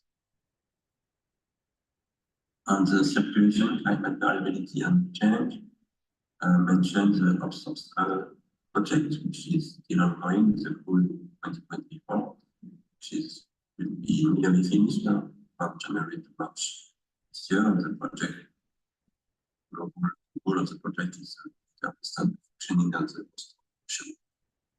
This project I mentioned was an observatory, which maintained a survey of CO2 ocean pressure in the Indian Ocean and Austral Ocean since 1997. Also mentioned the Dibentuk project to better understand the composition distribution of structures and macrozoplankton, microplankton, using different sticks physiology, genetics, now the human essence. The third project I mentioned here is the War Geodams project is just the mechanism items of external technology can reach north of the Amsterdam Island. For the extreme impacts and their impact on ecosystem and human population, I mentioned here the MIOPS project. It is still ongoing. Slide is from the presentation done by Francis Marsac last year as they from the group, but the program is still continuous. In 2023 and uses in 2024 and in September. Unique geological, physical, biological, I will mention here 3 recent applications natural. One is on the spatial pattern. 6 months and I also have some pages on the channel. Studies based on 6 sampling sites distributed along the gradient of the bottom channel. And the study shows that this spiking taxonomic application is a sample area really understanding the heterogeneity of the sub-regions in the Mozambique channel, seamounts and island slopes, and this is in response to the complex topography and geophysics area. Second paper is the application of new volumes of massive lentils, deep sea lentils, which is on the deep sea crustacean surface of the so study is a very recent one published. One and the mollusca in the water show is the shallow seamounts south of Madagascar where like frozen in the study shows that the species are in and the seamount 30 and new science endemic shows the high ecological value of the water show. One more minute. I mentioned now the Indian Ocean Mission. This is a slide presented by Francis last year. Francis was the leader of a part of this project on the Sahel development, which is a joint managed area between Seychelles and Mauritius. And the project to provide scientific background management of sustainability. In terms of activity, in 2023, there will be the presentation of the expedition to Monaco in March next year. We also had the first workshop of the network of researchers on Western and International Seabound Park and Submarine Structure, which has been launched during the Ocean Mission. And the workshop held at Mauritius in May 3, where scientists from France, Mauritius, Seychelles, and Madagascar. And to finish, I mentioned the 25 research papers for dedicated specialists in this research that should be published early 2025. Last slide on the ecosystem research and the global crisis. And this is that have been that equipped southern invencies. The sensor measure sounding very sense acceleration and now there is a sonar equipment with an acoustic sensor, it measures the intensity of particle and sensor for the study the behavior of the animal. And this is coupled with a high resolution camera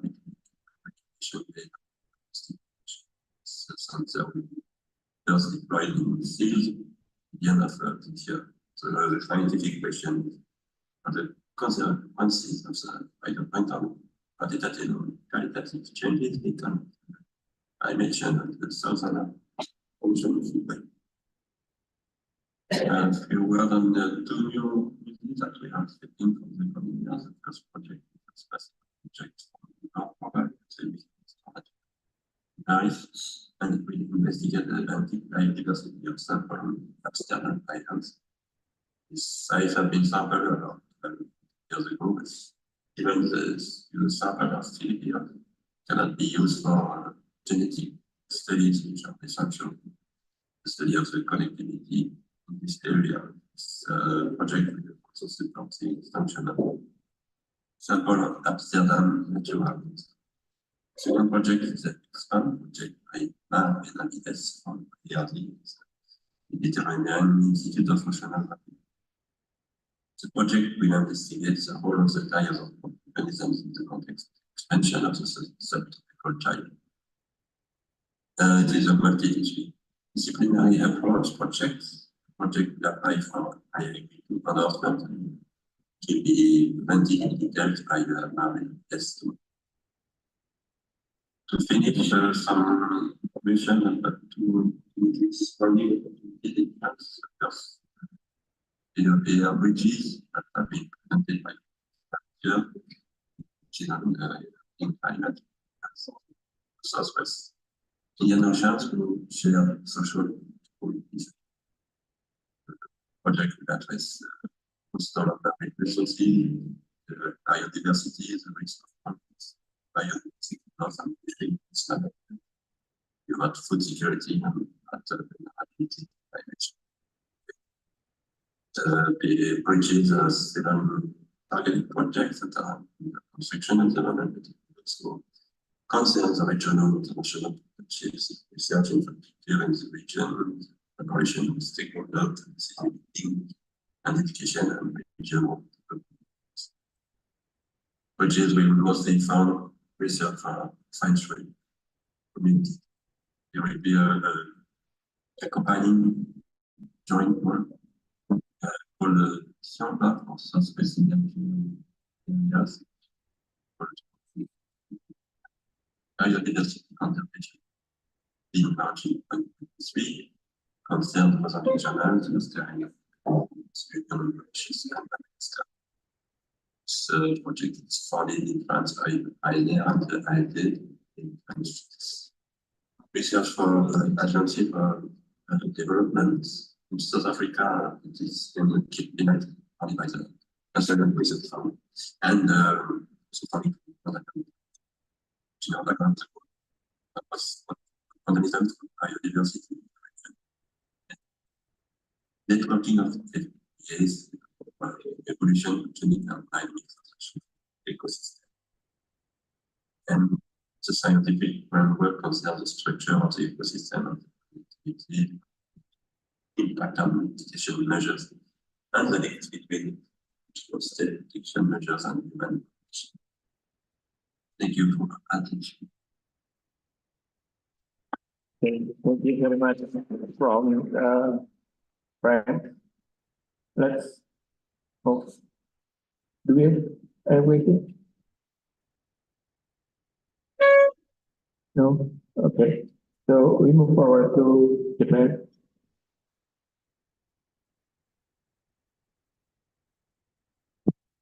Okay.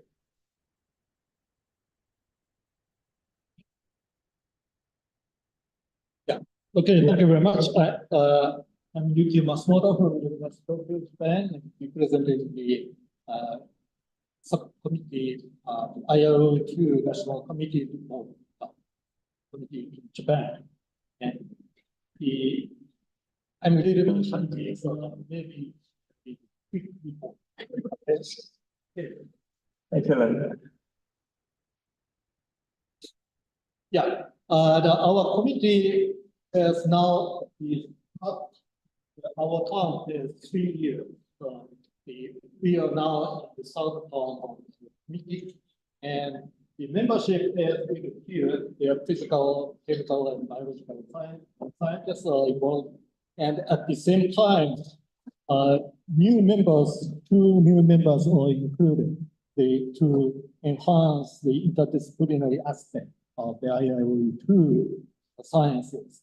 The IIO and IIO2 is focusing the ocean science, of course, also that not only the ocean science, but the seafloor science and also the meteorology component.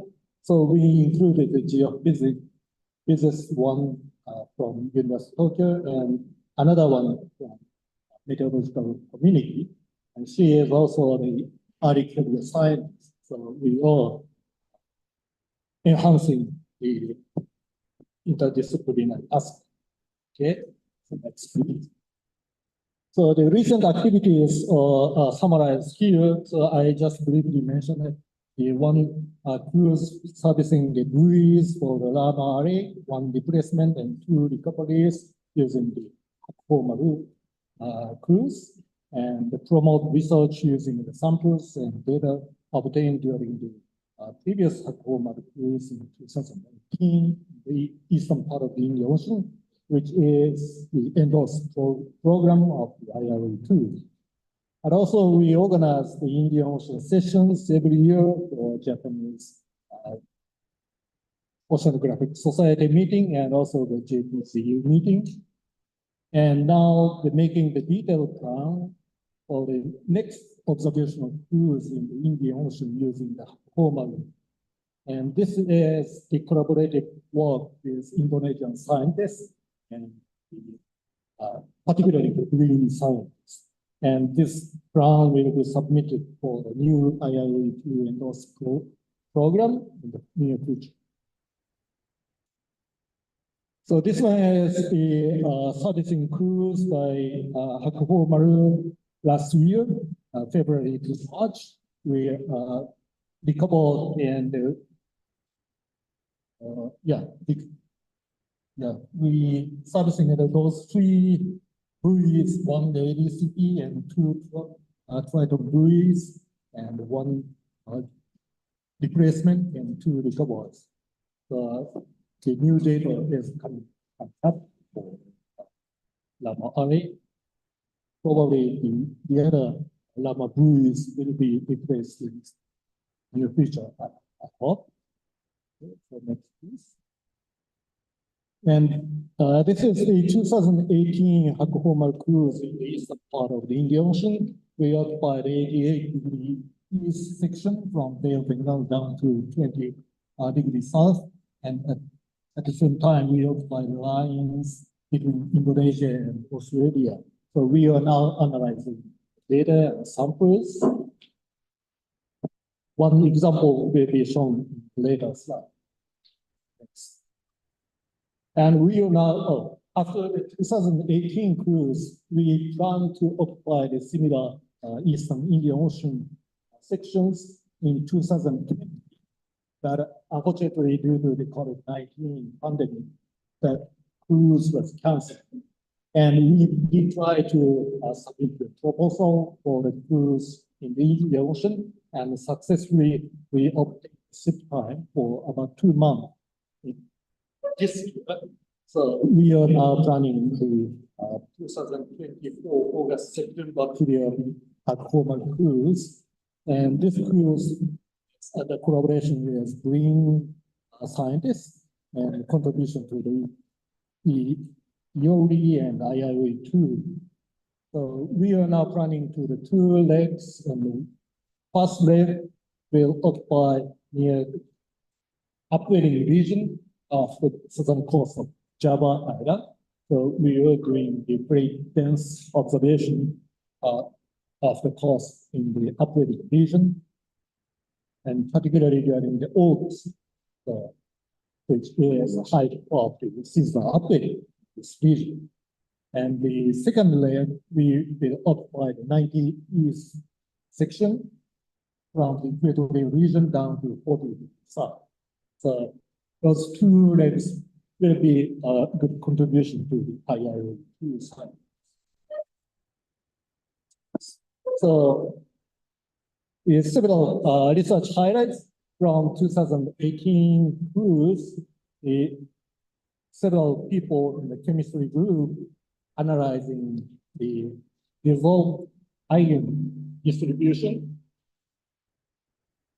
in the Bay of Bengal and the equatorial region. And they found that there are several source regions in the marginal sea. So Andaman Sea, some coastal area, and some other traces for the source of the salt iron, which is an important data set.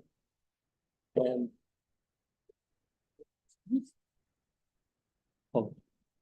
basically, based on the 2018 and the previous 2013 cruise data. Yeah. And next research highlight is the oceanic biophysical response to large-scale reinforcing in the southwestern coast of Sumatra during December 2017. The 2017, the research vessel Mirai occupied this coastal region of Sumatra Island for about 1 month and measuring the high temporal density particle profiles of these temperature, salinity, chlorophyll, and nutrients, and so on. And this figure shows the chlorophyll distribution in the upper 200 meters from December 5th to the end of December, about 1 month. And we can see the very high chlorophyll air amount in the subsurface layer, even during December, which is not the upward season. And the winds, prevailing winds are northwesterly, the downwelling favorable winds are prevailing in this period. Even in that case, we have very strong chlorophyll air concentration. And the reason for this subsurface chlorophyll maximum occurs associated with the high particle diffusivity subsurface layer, upper thermophile layer, and the nutrients, particularly this is a nitrate distribution, shows quite strong gradient, particle gradient in the upper part of the thermocline. And together with the high particle diffusivity, we have a very strong particle nitrate flux at the upper part of the thermocline, which may induce the chlorophyll air maximum.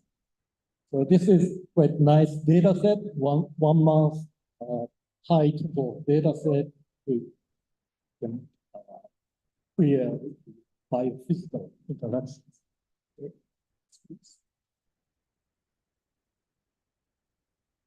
Okay, so next one is more on the atmospheric side.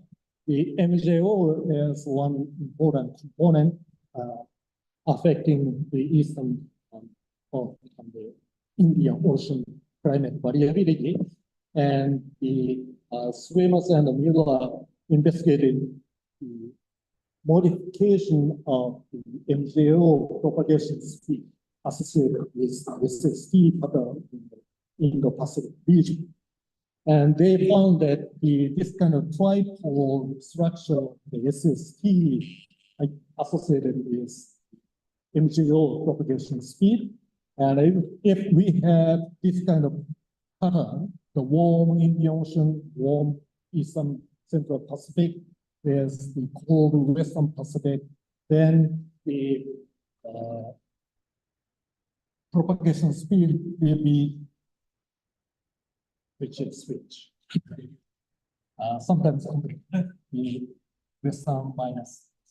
So in this case, the propagation speed will be enhanced, and the opposite sign of the SST pattern will be the slower MJO propagation.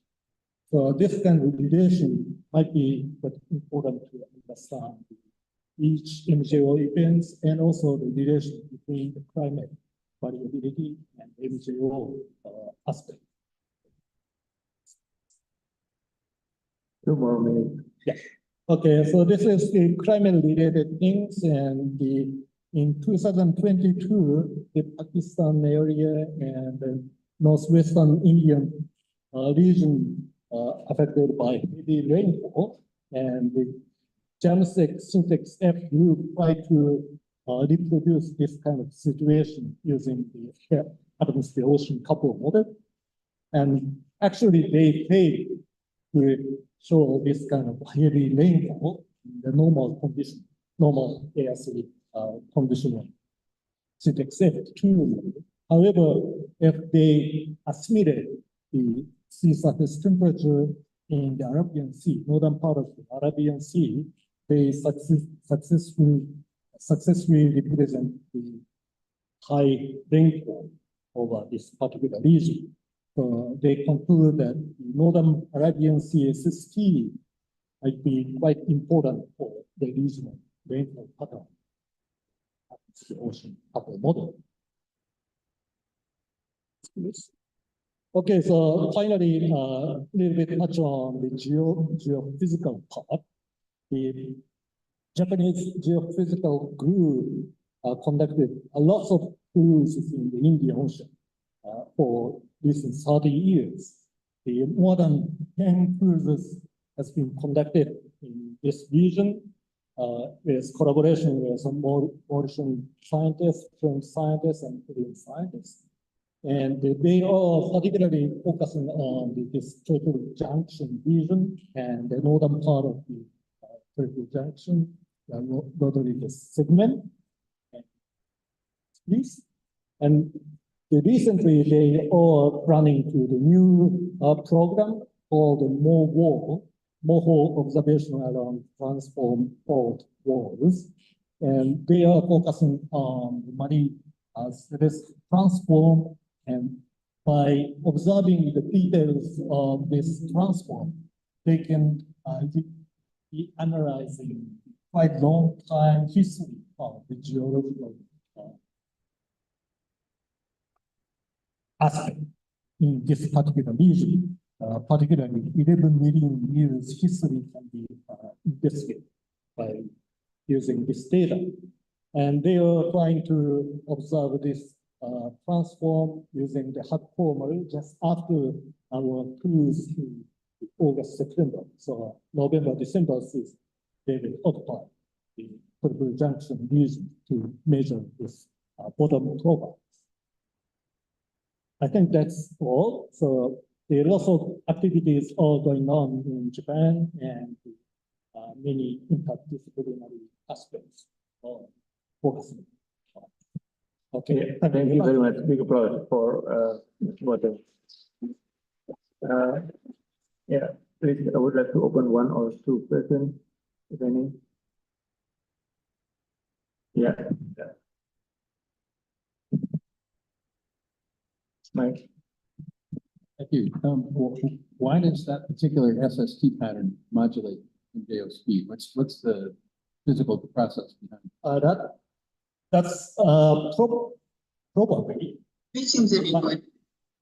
I guess is that SST pattern may modify the vocal circulation and the shear in the particle direction might be affecting the general speed. But we need to investigate. And is that a uniform change over the entire global tropics, or does it vary in space with the SSTs? I'm not quite understand. You have one number. You have one number for the change in speed. So presumably that is for the entire global tropics.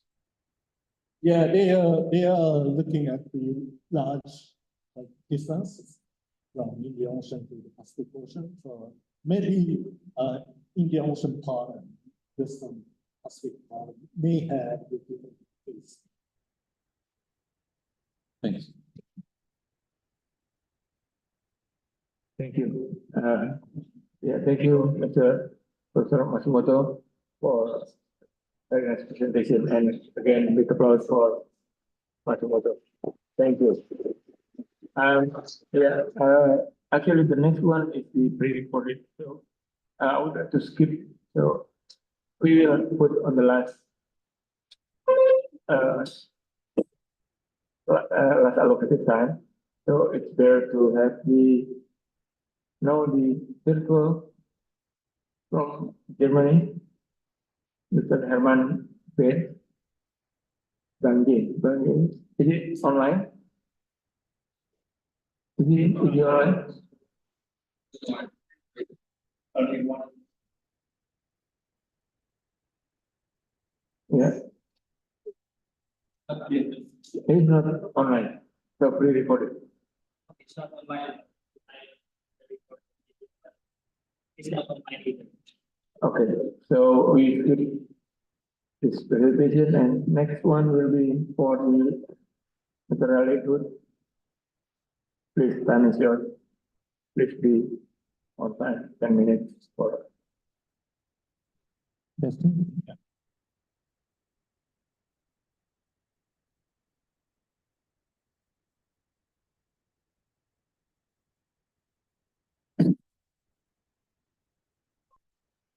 All right, I will make this quick. I'm giving the report for the IIOE2 US National Committee. Next slide. I'm going to hit on three things: the US IIOE2 Steering Committee activities and plans. I will mention the Korea-US bilateral activities and plans, because that's largely a US and Korea-driven initiative. And I'll give a quick update on Rama. Next. And next. Okay, this is our current US Steering Committee.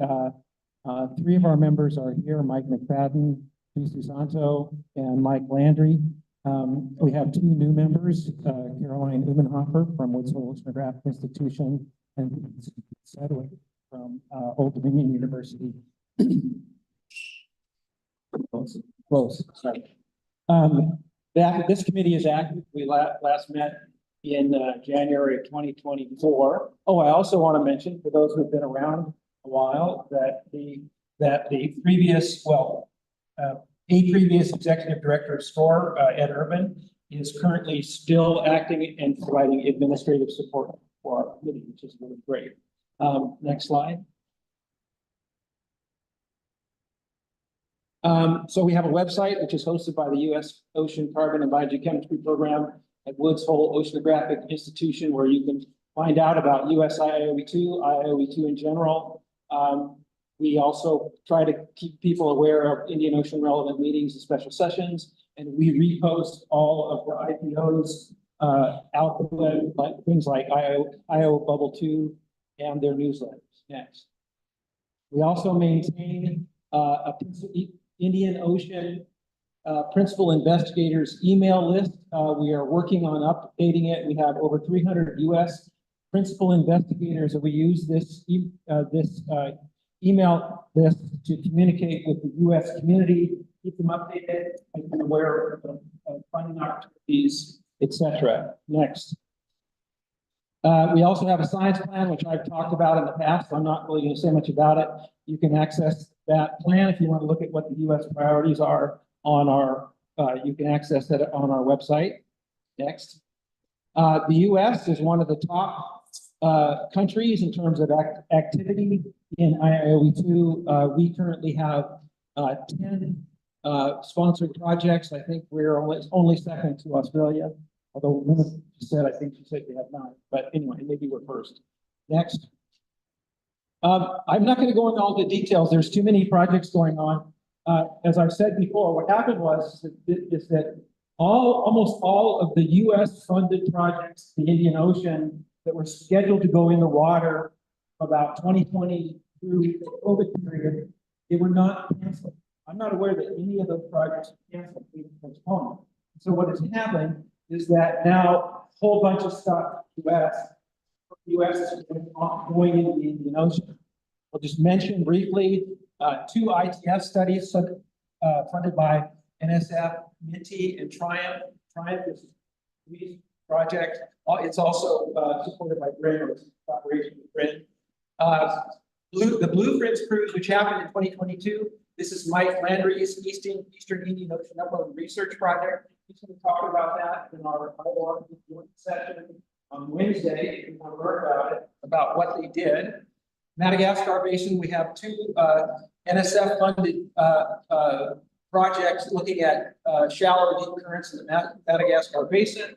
Another NSF funded project that's going to be putting in, well, they had the first crew was in April 2023 on the Roger Bell. There's also an oxygen mooring plan to be put into the Persian Gulf with a target deployment of September 2024. Biochemical modeling, the NSF is funding a big BGC modeling effort at Princeton University. It's Laura Splandi, she is focusing on oxygen minimum zones. NASA in the US has a big program called Bioscape, and we have a funded study on mapping biodiversity at the southern tip of South Africa using ocean color data, and they just completed their 2023 field work, November, December timeframe. You heard before about Ramanish, about ECOMSAT. This is a big project funded by the Office of Naval Research, NOAA, and it's also in collaboration with the Ministry of Earth, India's Ministry of Earth Sciences. Air Sea Exchange in the Arabian Sea. Roger Ravel was there in 2023. We'll be there again in 24 and 25. The next cruise is planned to be there, I think, in June, 6 weeks. May, June, 6 weeks there. US is very much involved in the Goshen program, which has and is going to have more cruises in the Indian Ocean. As most of you, I think, are aware, the US also has this huge BGC Argo program, a $53 million program. I just talked to Kim Johnson, the PI program at the Ocean Sciences meeting a couple of weeks ago. And that project is it's projected to continue fully, full speed. Also, we are deploying globally. Also, the Indian Ocean, the Italy is in charge of the ocean deployments. This thing will continue for 3 more years. Beyond that, it's the future of the program is, and there are multiple other proposals being developed and submitted for Indian Ocean research. Next. So next steps, we're going to just keep it, our committee will just keep doing what it's doing. We keep trying to keep track of US research activities in the Indian Ocean and keep motivating proposals mostly to our federal funding agencies. Next. I'll just mention next, the Korea-US bilateral effort, just been kudos, just been institutionalized with cruises into 2026. They are and will continue to support RAMA and other international efforts. Luis Santo was supposed to go on the cruise this spring, but never canceled. Who else? And I encourage everybody, if you're here on Friday, this is having this workshop Friday afternoon, and please come. It's open to everybody, and you can learn about what's going on with kudos. Next. And then finally, RAMA, the quick update on RAMA. Next. As you all know, I think there were severe negative impacts due to COVID-19 on RAMA due to the cancellation of mooring deployments and surfacing cruises. We thought last year that RAMA was going to be 70% back online by the end of 23, but that has not materialized. Mike tells me in January there was only 3 moorings functioning now. Is that correct? And one of the problems that NOAA and the RAMA program is having is that with the reorganization to BRIN, the former BMKG organization in Indonesia, which had agreements with NOAA, got stuck. So anyway, that's something that perhaps discussed. Next. And that's it. Thank you. Thank you very much.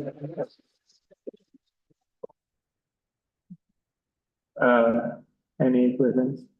Yes. I noticed that, for instance, the kudos program is going to extend to 2026. And I'm just wondering if you have a feeling for how far into the future those rescheduled US cruises are likely to carry on. And if you have a feeling for new proposals that would also involve cruises that would extend beyond 2025. That's a good question. Most of the projects I mentioned, I believe will extend into 6. The only other project person that I know of that will be extending on that. By all.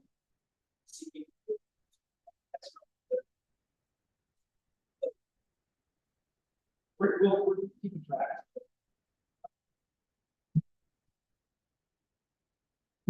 Another question from There's some fantastic projects coming up, but I noticed they want to use those projects of the IAU on the base to try and make them consistent. We need to do that. And it's going to be really hard to pull the exhibition together. Right. 2030, if we don't have these things documented. Right. Well, outside of the box. Right. And it's going to be really hard. The same with French projects, they're great projects. But they're not, none of them are endorsed. Not in our system. That's a very good point. Well, I just read to.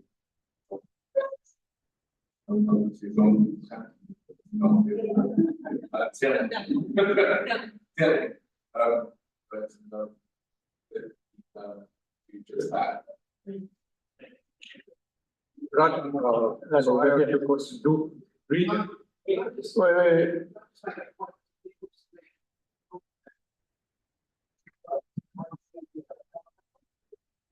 Okay. Doing that. So, do regional groups in the Indian Ocean Rim have an opportunity or chances to piggyback on these US cruises? How has it been going? Because we are talking about regional partnership, capacity building, and so on. So that's a really, really good question, Rob. Well, the fact of the matter is that almost all funded activities by the U.S. National Science Foundation require outreach and accessibility components. They have to have those components. And in fact, it's sometimes a challenge for U.S. investigators to plug into Indian Ocean Rim countries to get that, to do that capacity building. So I know it's kind of a unsatisfying answer is, but all of those projects involve capacity building at some level or outreach, something along the lines. So the key is to make the PI aware how they can get in touch with people. so there is a possibility and potential for that. Yes. Definitely. Yes. Okay. Okay. One more? Would like to clarify about the issue of the PMCG. This is from PMCG. Yeah, thank you very much. I just want to clarify this about the BRIN functioning now. But BMT is still supporting Rama, but yes, we have like we need longer process to get the project in because also the ability of research vessels from BRIN. It is quite, I don't know. Yeah, we don't have many research vessels that already function very well right now, as I know. So it's quite difficult for us to find the vessel. It is the problem, but we still supporting this round. Thank you. Good. That's good to know. There is another research vessel belongs to the Ministry of ESDM of the Energy and Resources, but it's already full capacity. So it's difficult for us right now to get the available research vessel in Asia. Meanwhile, we're still trying to fix Barnagia 1 and Barnagia number 3 to bring back to the ocean again. So yeah, that's the situation. Well, yeah, we support, sounds right? like more talking needs to happen. Yeah, we need to have a special discussion about it. Yeah, thank you. Thank you very much. Big applause for us. So now, we still have the pre-recorded version of the presentation, one more. It's from the South Africa, Jenny Haggett.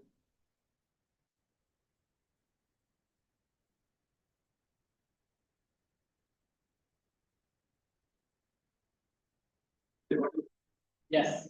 Yeah, it's pre-recorded.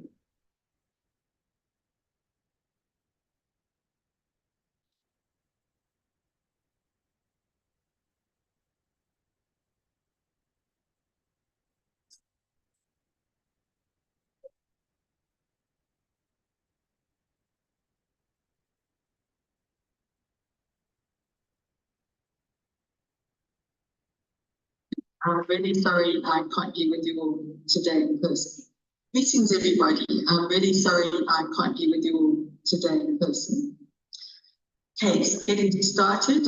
It's been quite a while now since our regional research and training cruises in the Western Indian Ocean that took place on the adalah 2, 2017 and 2018, with many participants from neighboring countries. But we are hoping to hold future regional cruises in support of the ocean decade, including in the Indian Ocean.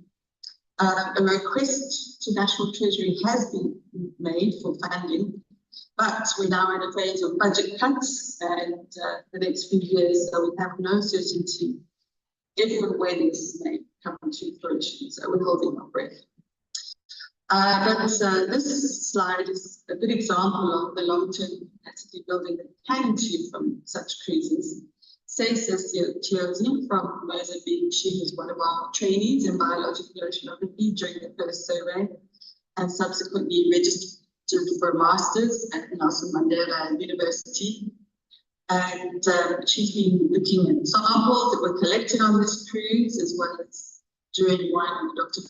Since following year, and so she's been learning to identify zooplankton, and she's now at an advanced stage of writing up her master's thesis. And when she finishes, she'll be the first person in an institute to have these taxonomic skills, and these are rare in Africa as well as worldwide. Moving on, the Asker line is a line of stations extending approximately 300 kilometers offshore across the Agulhas Current, and there have been oceanographic cruises on a roughly annual basis since 2015, and since 2016 on the SA Agulhas 2, which have been part of the University of Cape Town semester training cruises. This project is led by Juliet Hermes from SAON. We had no cruises in 2020 and 2021 due to COVID-19. Surveys resumed in 2022, but Murphy struck and the ship had to be diverted to Marion Island for a medical evacuation. Anyway, they managed to squeeze in a quick survey across a trapped eddy that was linked to an early retroflexion of the Agulhas Current. And so we're looking forward to those results coming out shortly. The 2023 survey, so last year, went ahead successfully, and the 2024 survey is planned for June, July this year, as usual. Right, this is a new ASEP project. ASEP stands for African Coelacanth Ecosystem Program. That's just starting and led by Tammy Morris from SAON. The plan is to conduct regular sampling along a transect out of Algoa Bay on our southeast coast to study the impact of processes and anomalous physical events linked to the Agulhas Current and the impacts of these on the coastal environment, as well as the role of the Agulhas Current in connectivity in the region. So the plan is to do regular baseline sampling as well as opportunistic sampling when there is an event like a meander taking place.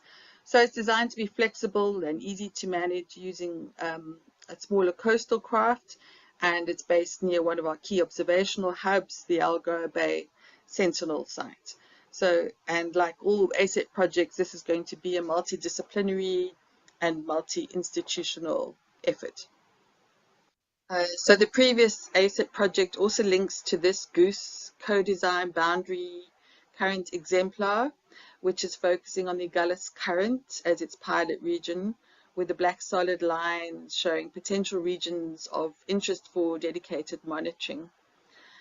So the aim is basically to explore the societal impacts of the Agulhas Current, and you'll be hearing more from this on this from Tammy in the IORP meeting, I think, and I think they're still building the implementation plan. This slide is a summary of 4 recent ASET projects that have been dedicated to mapping and understanding marine ecosystems on the east coast of South Africa. They've all been following this multidisciplinary approach, which enables the collection of a wide range of data from shallow and mesophotic environments. You can see all the sampling gear shown on the legend on the right-hand side. So there's a current project on focusing, providing a synthesis of 3 of the completed projects. Those are biodiversity surrogacy, spatial solutions, and the Canyon Connections project. The latter are focused on several of the submarine canyons where the coelacanths have been found. And so the aim is to provide a summary of the key results and how they've contributed to improving conservation and management, but also looking for gaps and challenges and trying to find solutions to improve the impact of the research going forward. The latest project of the Smart Zone Marine Protected Area project, which has just recently got going. This is led by Mandy Lombard, and this is focusing on the new Utukela Marine Protected Area, which is basically around the KwaZulu-Natal Bight, just north of Durban.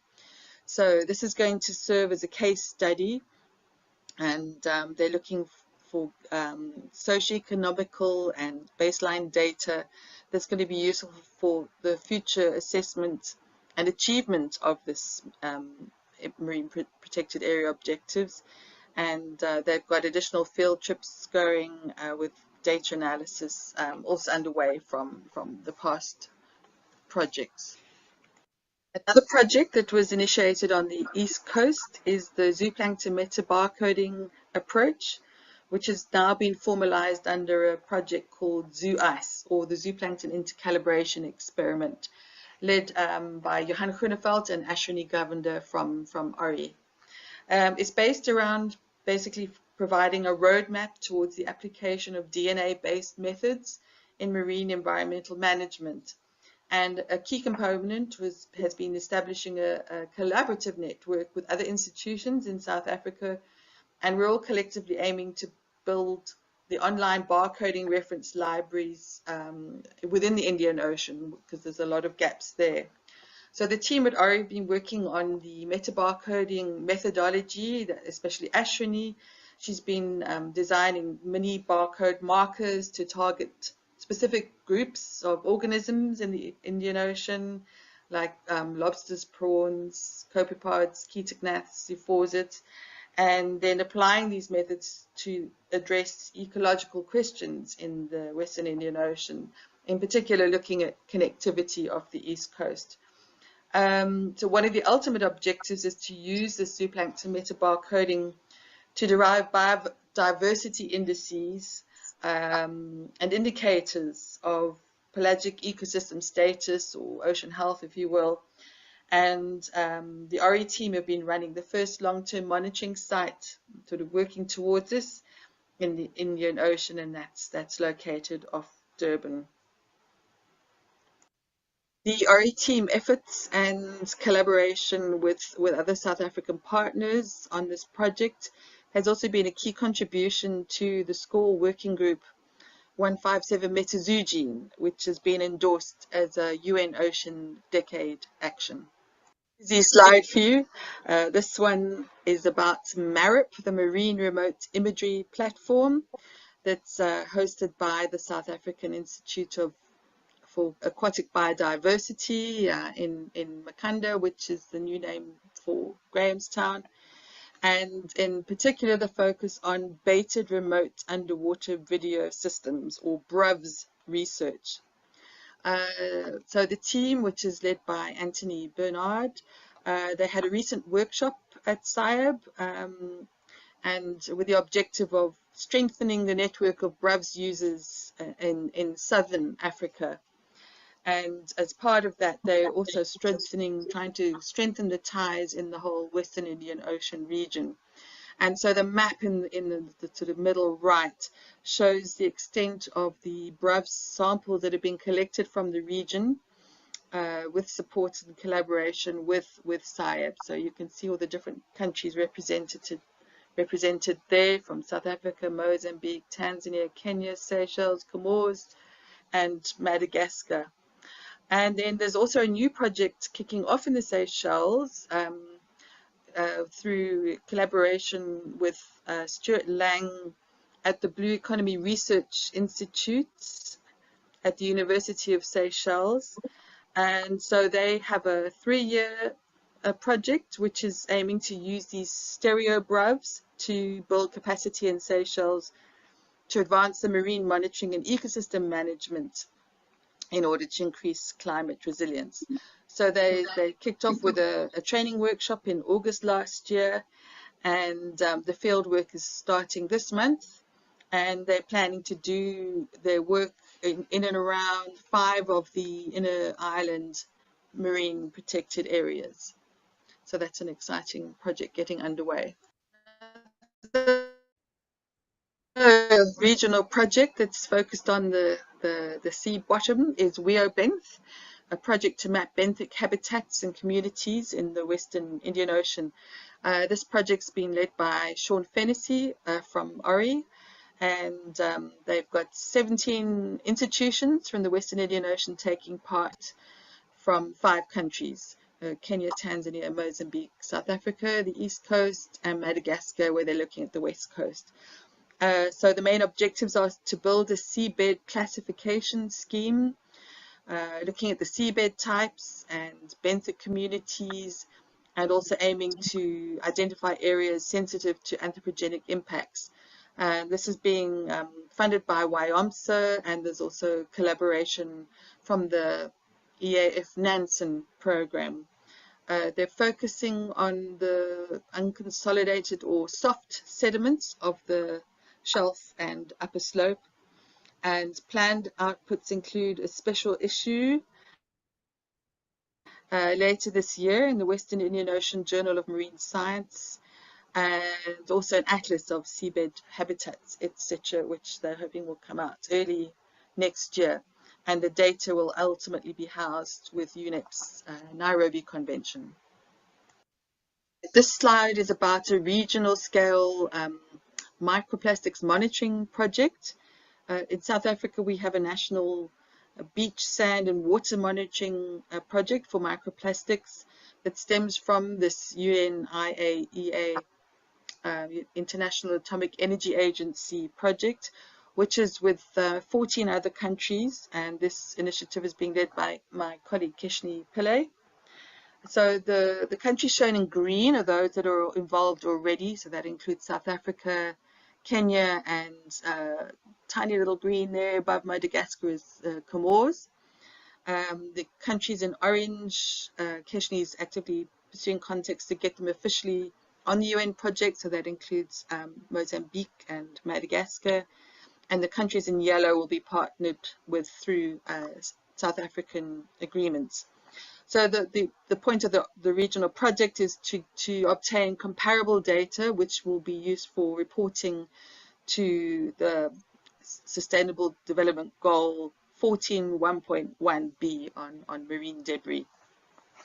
So South Africa and willing counterparts in Africa have proposed a UN Ocean Decade program with the aim to have as many countries and institutions, scientists as possible using what they call this common method, the comparable microplastics monitoring of oceans method.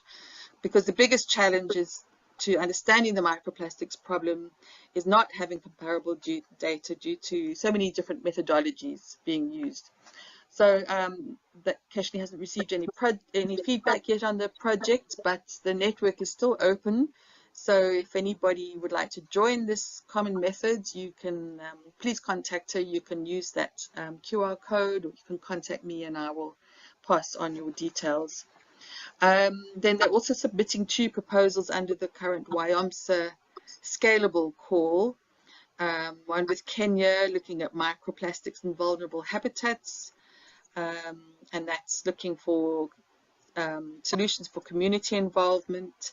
And then another one with Kenya and Comoros which is focusing more on education and outreach in areas with different cultures, languages, and accessibility.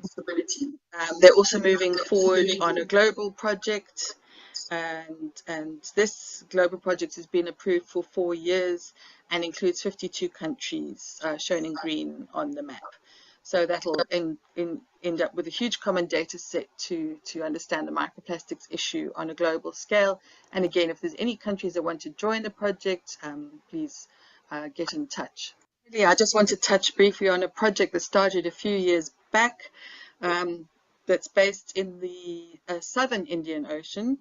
This is contributing to pelagic spatial planning for the eastern subantarctic region, and this is particularly the area around the South African, French, and Australian subantarctic islands.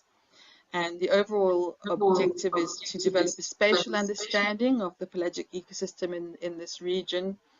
And there are a number of work packages involved, and I'm involved in the one looking at the plankton and fish.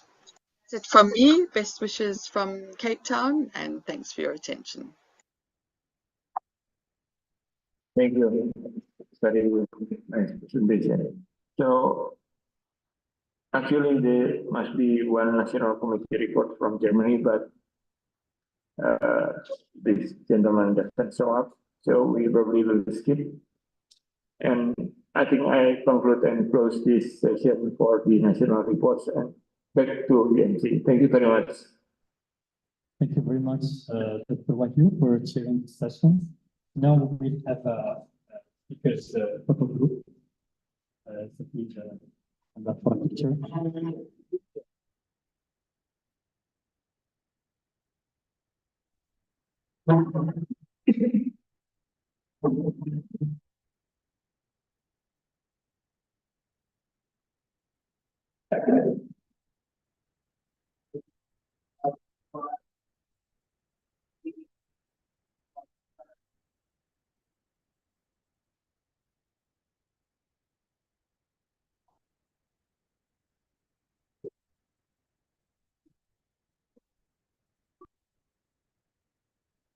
Thank you very much. So yeah. So before moving on to the next session, so now we'll have a lunch break.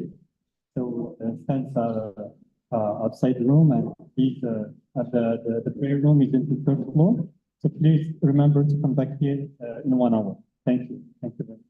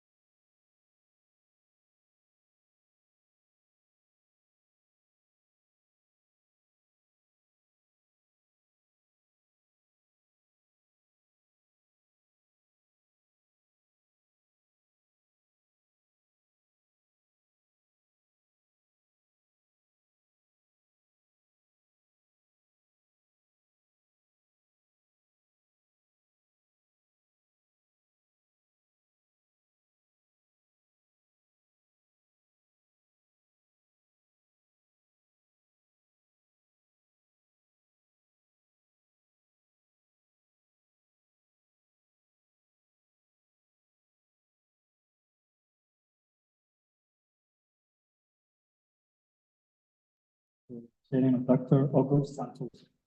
Welcome back.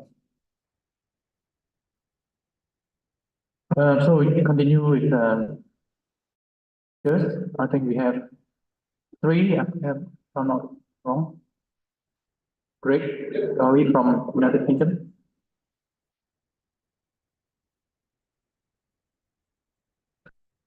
We have about 10 minutes plus 5 minutes question and answer. Q&A. All right. I'd like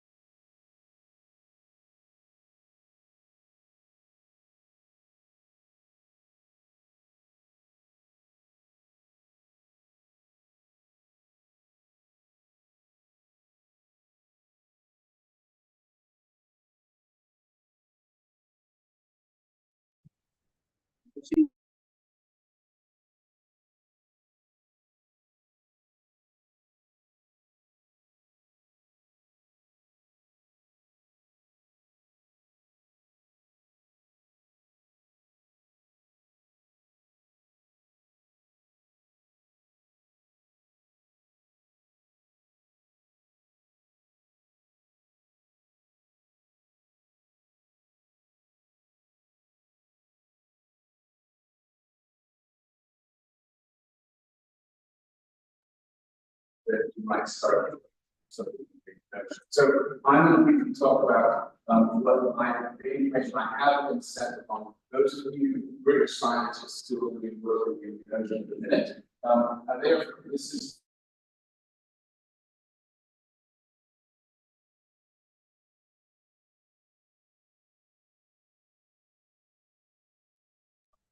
biology and ecology related projects linked and modeling collaboration with SAIL, Julie and colleagues. So, and then I'm going to just briefly talk about the NetCon program, which is an IIU endorsed project. And I'm not sure whether Oliver C has actually been contacted with the summary. I don't know why the next 2 days of that project or endorsed project, but I don't see it on the agenda, so I'll just briefly talk about what I understand to be the latest. He's in Team 6. Okay, so I will only very briefly cover elements with that, because I wasn't sure about where it's going to sit. So anyway, Bill and colleagues, not all of them at Plymouth, are working on a range of projects that are, firstly, Barrett Rather Foundation funded, and then I can't remember the name of the GWF, and that's the name of the GW Foundation. It's not familiar to me. They're basically between funding these 3 types of projects. One looking at the oceanographic drivers for ecosystem response at basin to atoll scales, and that's Phil's project. There's a project on sustainable ecology around seamounts, and then in the Central Indian Ocean, and then there's another project about manta ecology in the Central Indian Ocean. And so the first of those, the oceanographic project, is looking at multi-scale drivers of manta movement and behavior around Maldives, and then another project on Indian Ocean marine heat waves, and on the impact of the Indonesian through flow on biocirculation. And that last one is the project with collaboration with South Africa, say Julian's group. So that's basically an outline of what they've been working on. Next slide, if I may. The more ecological or biological projects are then a continuation of these coral surveys from the there it is, the Garfield Weston Foundation, funded project that was 2019 to 2023. That's still ongoing. They were looking related to physics, observations of bleaching and mesophotic corals. So, and they started down to 9 meters plus, which is, I think, the deepest bleaching recorded due to the IOD and also for internal waves. That's been recently published. They just recently completed further surveys in January, February of 2024 to establish the impact of the 2023 IOD on deep bleaching. And there's a proposal submitted to Wyomza to establish a group throughout the region to coordinate this MCE or integrated ecosystem piece. And so these figures and publication illustrate progress with those projects. So this is a healthy, by British standards, group of projects, and I think that overall British Act's interest is underrepresented in terms of actual projects out there. The British marine science community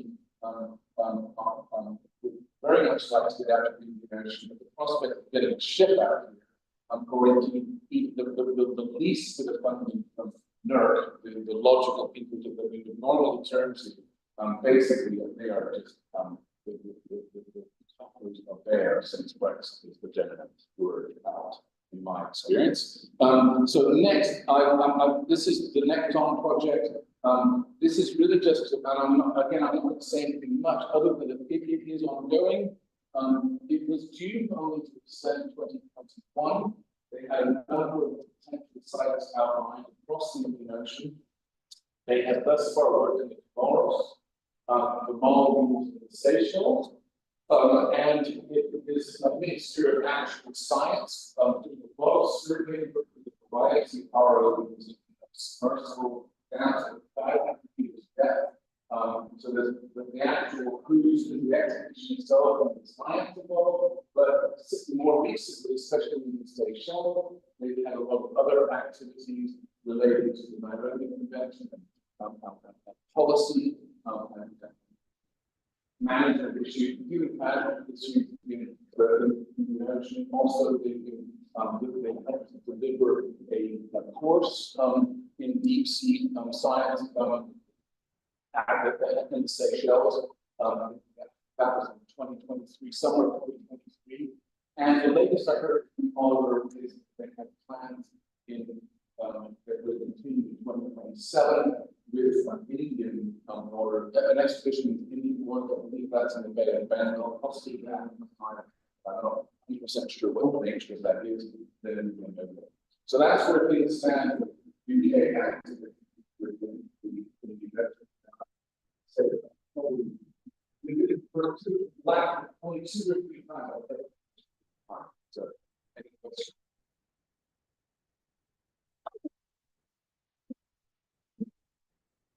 Adam?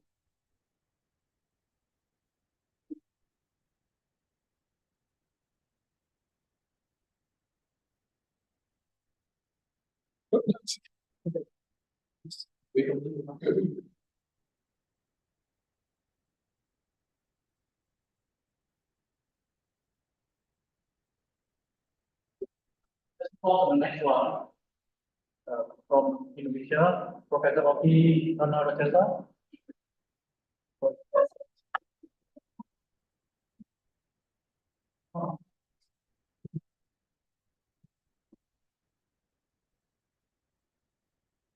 Selamat siang, good afternoon. How was your lunch, everybody?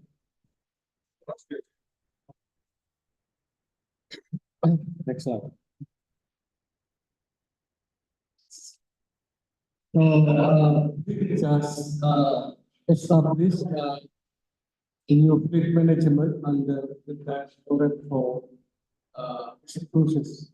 So we try to handle different type of ships from different institution before they join the fleet. So of course there are some still other ministers. With this, BRIN is able to provide the sailing days for the Indonesian citizen. So it's open for scientists from university and then from the research institution, students from community. So basically, once it will be an open call for everybody. So with this, we are able to supporting around 200 days sailing period every year, including those starting from outside as a joint expedition. Next slide. And this is the summary of expedition between 2021-2023. As you can see here, we use Baruda Jaya. So we have the Baruda Jaya 1 up to 8, but currently 2 of them are available for expedition because the refining need to be retrofit. And currently we are constructing a new research vessel, an 80 meters long at France. Hopefully by the end of 2026, we will be able to have the new ships. So as you can see here, there are different aspects or topics being covered during the expedition. So it can be from biological oceanography, and then chemical, physical, geology, microbiology, and others. And the last one was using geomarine. In November 2023, it belonged to the Ministry of Mineral and Energy. Next slide. And currently, there is a ongoing expedition using research vessel Tang Sui Yihao. It belongs to the IDSSE, Chinese Academy of Science, and it is expected to finish the expedition on March 21st. So as you can see here, the topic is the biology, biochemistry, and geophysics of the Batial Tuhada seafloor. And they bring their submersible penthouse that expected to reach the Java Trench, which is quite deep in terms of deep sea area. So they try to explore the geology, biology, and environment also the subduction zone. Next slide. As mentioned by our colleague from University of Tokyo, we are now preparing for the next expedition, Hakuhomaru. Hopefully, in August, we will be able to do the expedition. I myself has an opportunity to be on board of Hakuhomaru 4 times before when I was in Japan to do my PhD program. Next slide. And in May 2024, we will conduct Indonesia Exploration Mission 2024. It is a joint marine research in Eastern Indian Ocean and Western Pacific with Ocean X. I'm one of the candidates for after very careful and selective proposal selection for the first priority in Indian Ocean area. There are 6 PIs will be join the cruise. So we are in the preparation period now. So hopefully in May we will go for on board of Ocean X. So there are in total 23 proposals submitted, and in total 19 and 12 have been selected for possible expedition. And it's covered different themes of the research. Some are for the seamount complex, and the other one about exploring the untapped microbial diversity, and then also the application of eDNA, metabarcoding, etc. Next slide. And hopefully, we will also conduct the measurement and modeling of the Indonesian True Flow International Experiment, which is jointly conducted with WOI, CO, LTEO, and UW. So hopefully the deployment will be conducted in April 2024 and recovery will be in 2025. Next slide. And also we are part B, we are expecting to conduct another triumph expedition, transport Indonesian seas, upwelling and mixing visits. This will be the hopefully ya Pak ya. So it will include PO, Maryland, and BRIN as well. Next slide. And we have also EWIN 2024 in the Natuna area near the South Chinese Ocean, and it will be fully for Indonesian scientists. So it will cover different aspects from marine geosciences, physical, chemical oceanography, and biodiversity, data collection, as well as ocean floor mapping, ancient river mapping, and maritime archaeology. Next slide.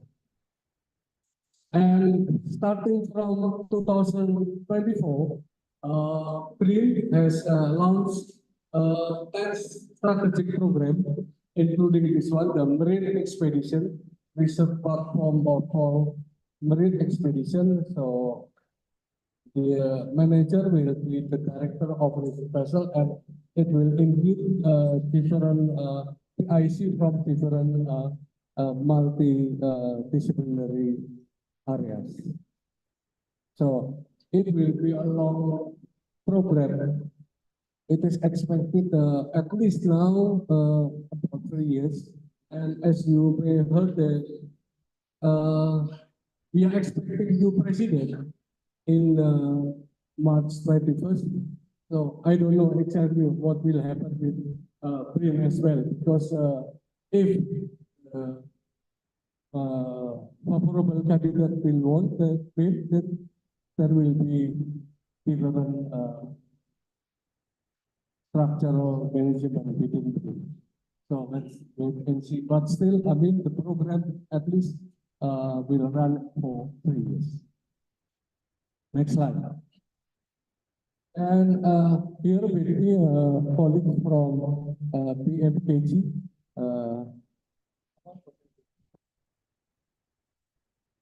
meteorological, climatology, and geophysics agency. So, as you know, that Indonesia serving as the tsunami service provider, and also as the information center for 10 countries of ASEAN. Next slide. So this is the current status of the INATUS, Indonesia Tsunami Early Warning System Program, including those recently installed in the east of Nusa Tenggara. Next slide. Which is in Labuan Bajo area. I believe you know that because it's very close to Komodo Island, so very famous tourism area.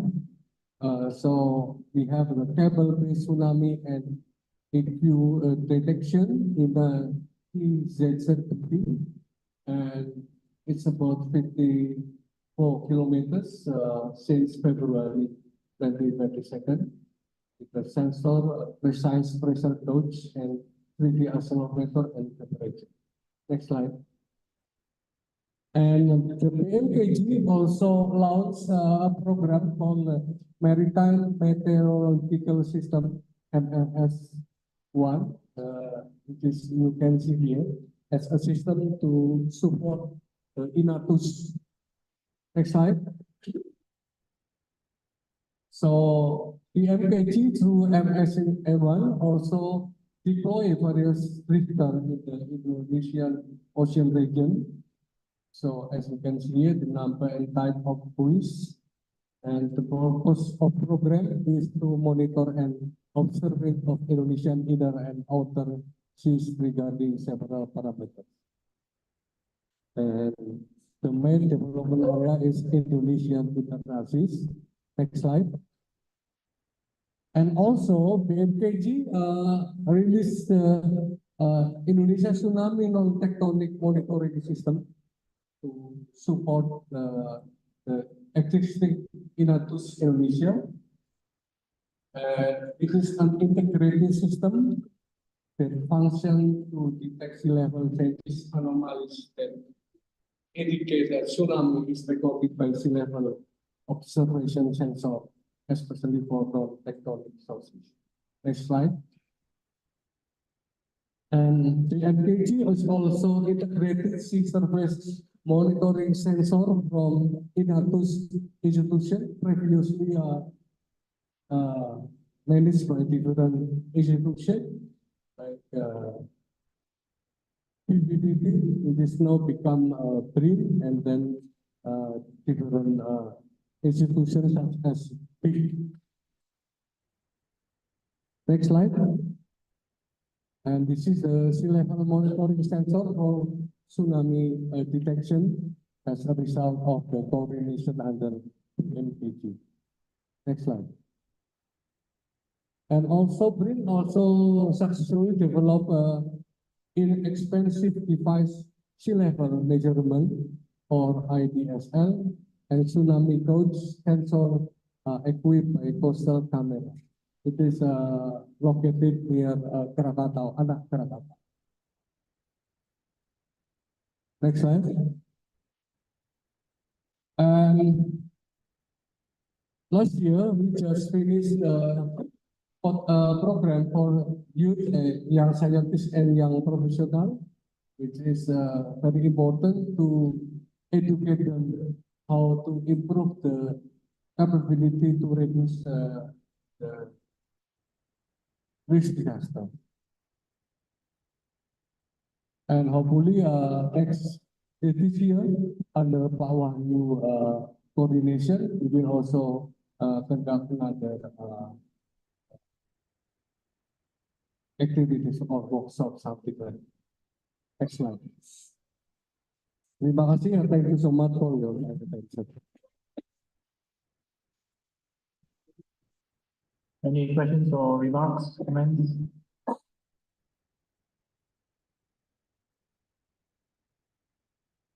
Yes, great. And then Mike. Great. My question was the same as earlier. Are the activities that you describe things that are endorsed by IIO? That's all. So the cruises, I know the triumph about the other projects that you described. I didn't get it. Are the projects that you described, such as the Chinese cruises and others that you described, there's also the Japanese cruises. Some I know of, are there others amongst those that are not yet endorsed by the Indian Ocean Expedition? Yes, because we got so many approaches from international partners. So, for example, next week after I open, there will be another delegation from abroad going to do the expedition as well as joining the of the Indian also. Yeah, well, anyway, I think that there's some really exciting stuff here, and it would be really nice to see. Yeah.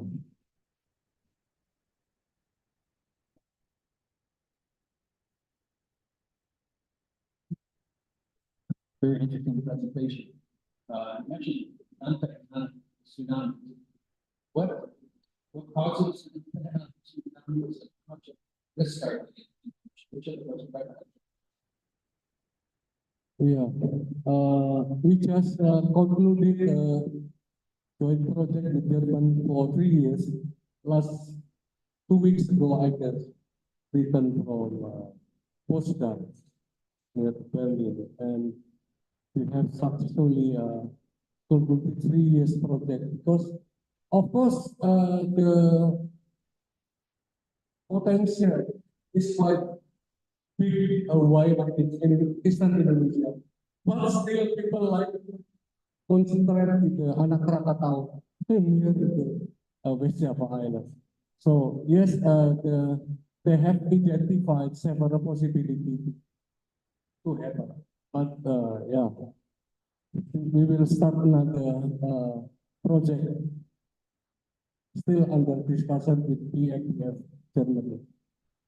Thank you. Thank you. One more question?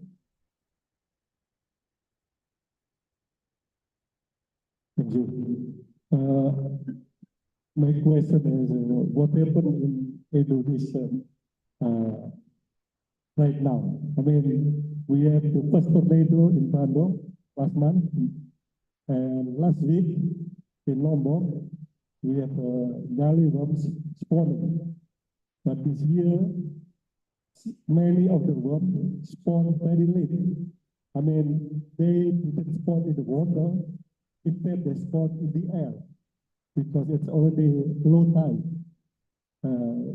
Could you explain what happened in the climate or oceanography of Indonesian water? I'm sorry, I don't have any knowledge on that. Pak Wahyu, please help me. Oh, Pak B. Huh?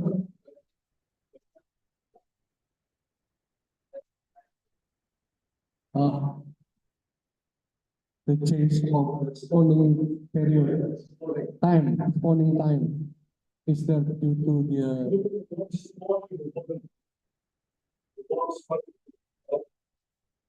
Last week, they spawned the water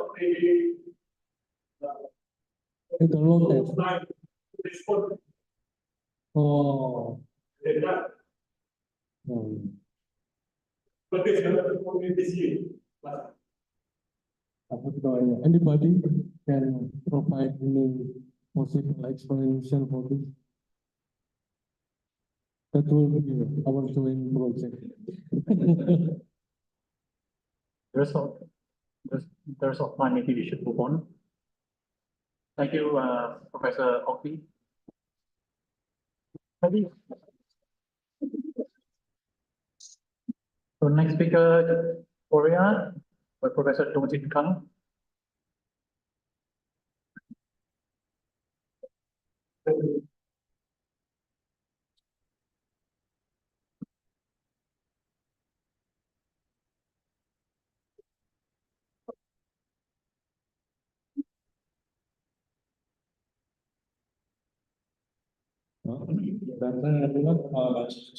From Korea.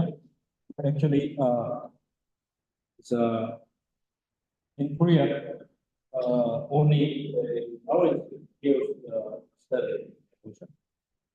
So the international program in university to be main fields, which is PhD in study.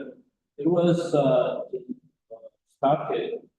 It started from 2017 as a house project, but it was developed the research and development project. also this program is endorsed by number 51. Actually, this our program is used various many different kind of observation techniques, sensor and satellite, and some instrument, and also we collect the data from the light and city. Getting together with developed model, so which is mainly we develop the SCR, Asian Travel Language Seasonal Prediction System. So these program, the reason why I support this program is they try to develop for predictive climate in BRIN.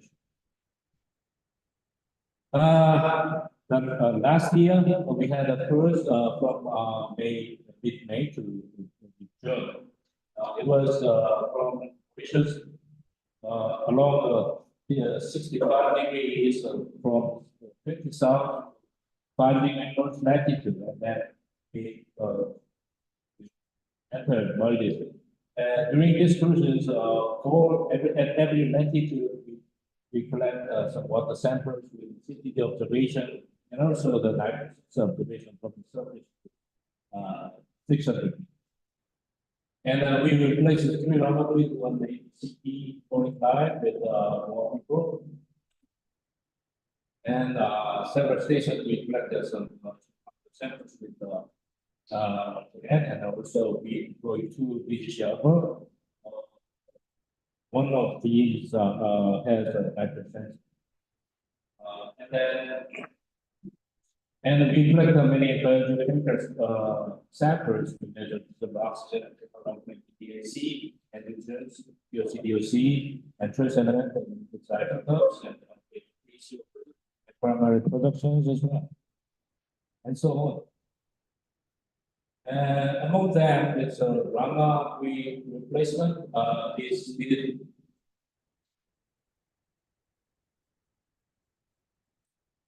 So this 3, we replaced this 3 around this one. This is updated this morning. So I guess the Japanese people do this one. So among about more than 20 Rama buoys, only 4 or 5 Rama buoys is in operation.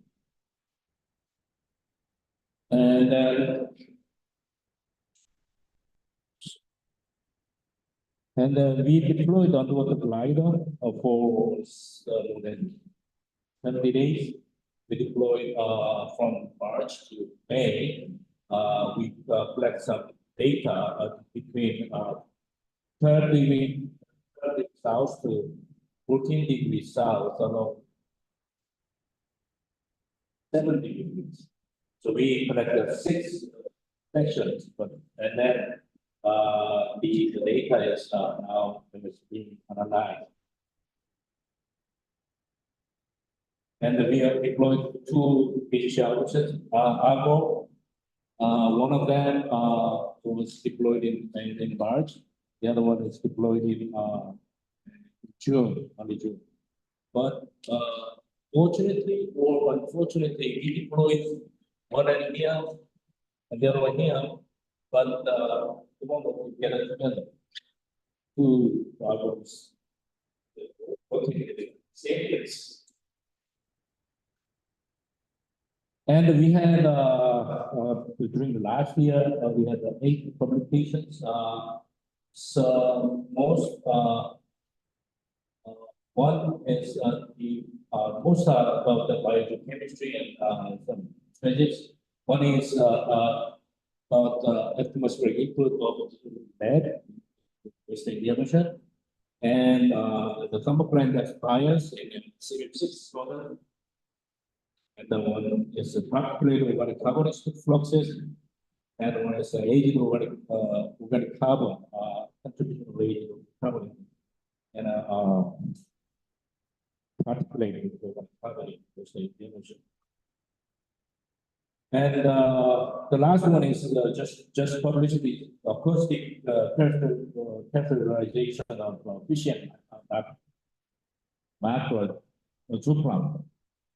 So we studied the variety and multidisciplinary.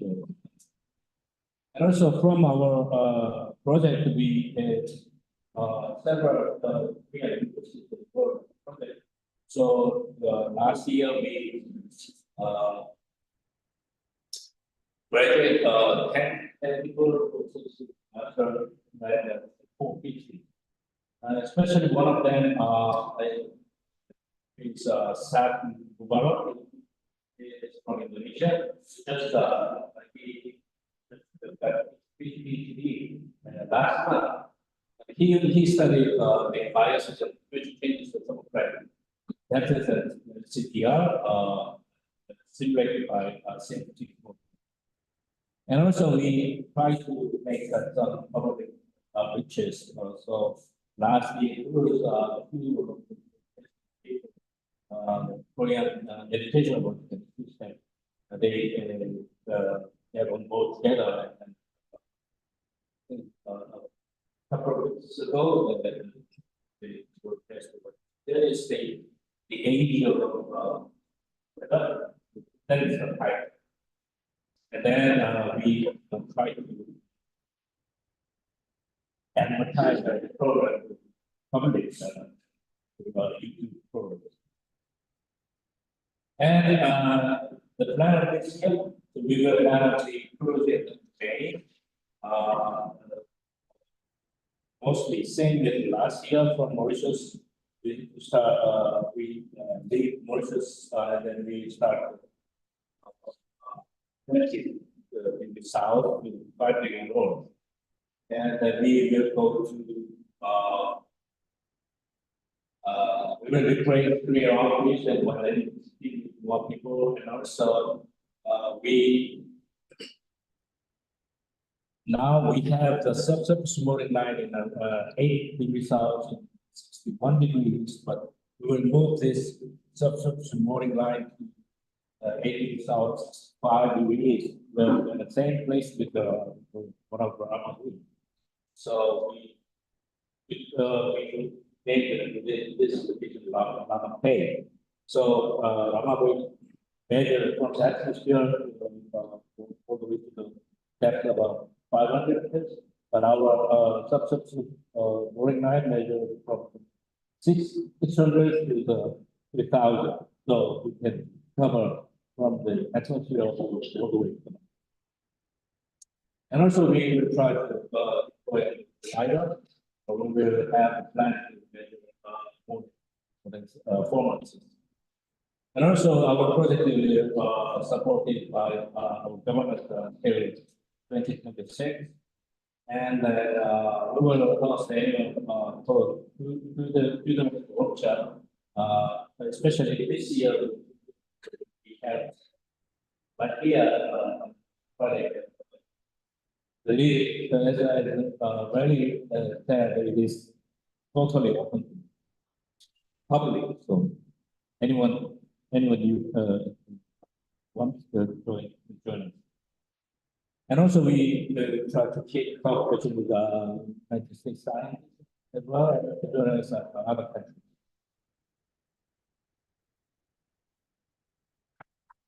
Thank you very much. So we have a third speaker on Weidong Yu. Is he around? Is he CPC here? Anybody online? But yeah, any questions from the floor, please? Just want to know what the data, how the data is being shared. How is the data being shared?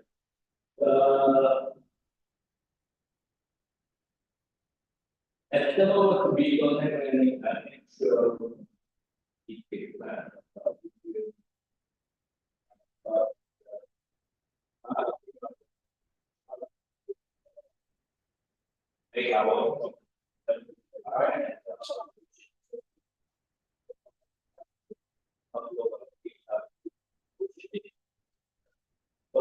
but actually we don't have share just definitely.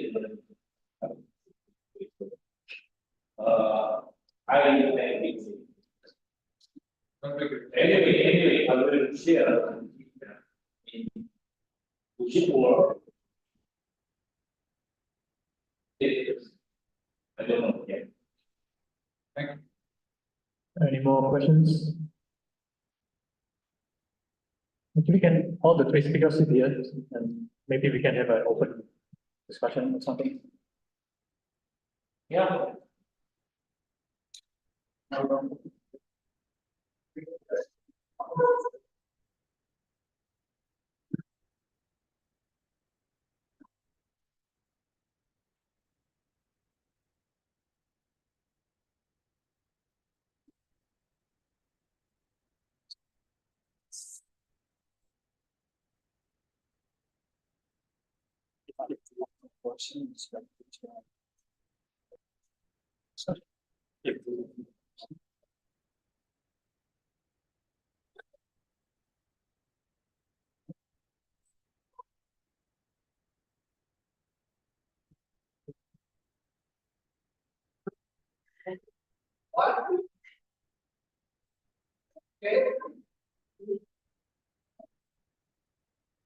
Any more questions or comments?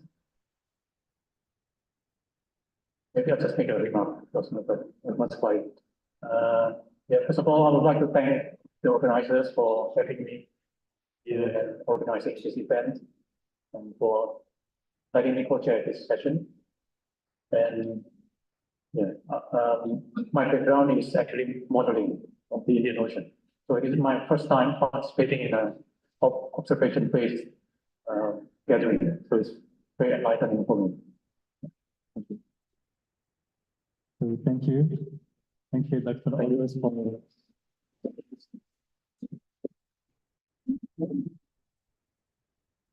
Dr. Flowers for sharing this session. Now we'll pass to the next agenda about the new upbringing research initiatives. The session was led by Dr. Patrice Samsudin. So welcome, Dr. Thank you.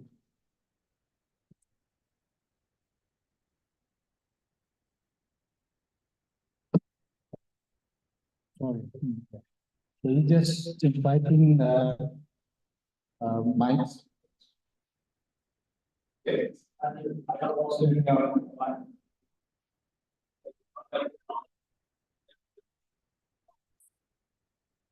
just go for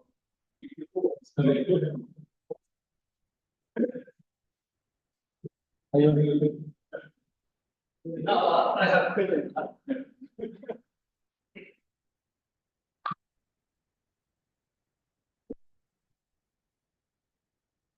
Yeah, thank you very much. But I put it there. Oh, okay. Okay. Yeah.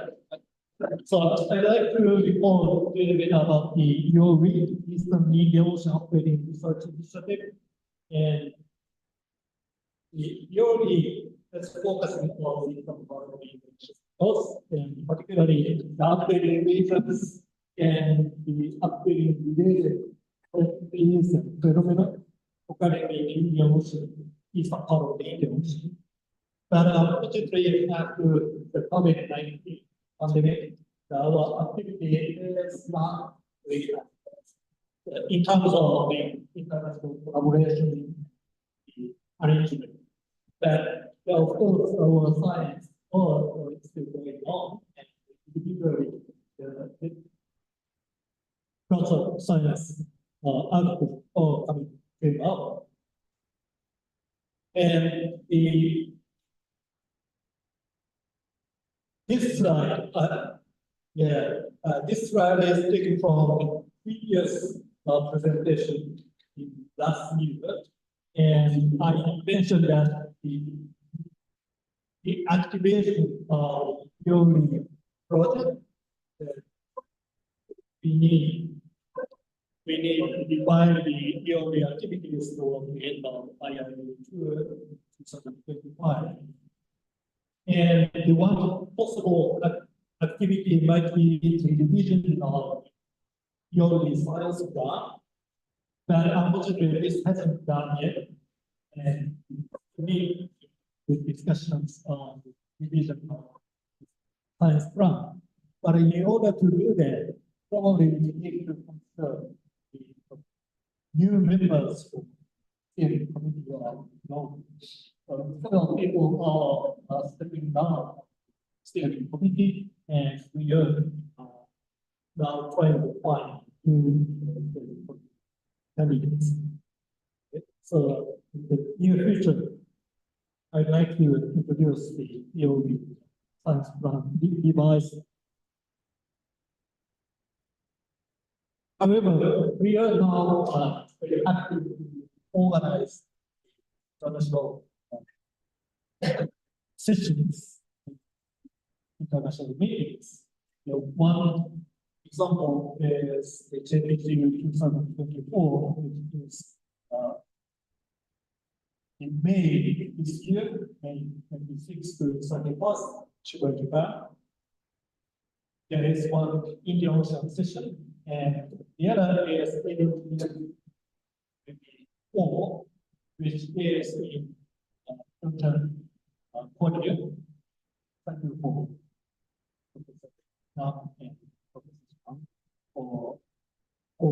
convening this session, and Nikki and myself, and unfortunately, these two meetings, the abstract submission, they already closed, so no more submitting abstract. But there is the new session in next year, June 2025, in Busan, Korea. For the EMS, solar assembly in Korea, we all are planning to the ocean science session that is meeting. So that includes all physical, biological, chemical, geochemical, related to the Indian Ocean science. So if you are interested in participating in this meeting, please participate.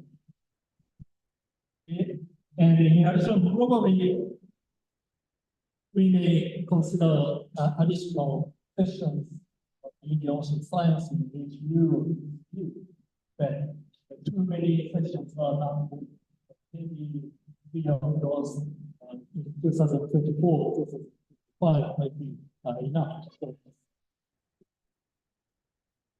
And in order to reactivate the science globally, probably we need to focus different topics.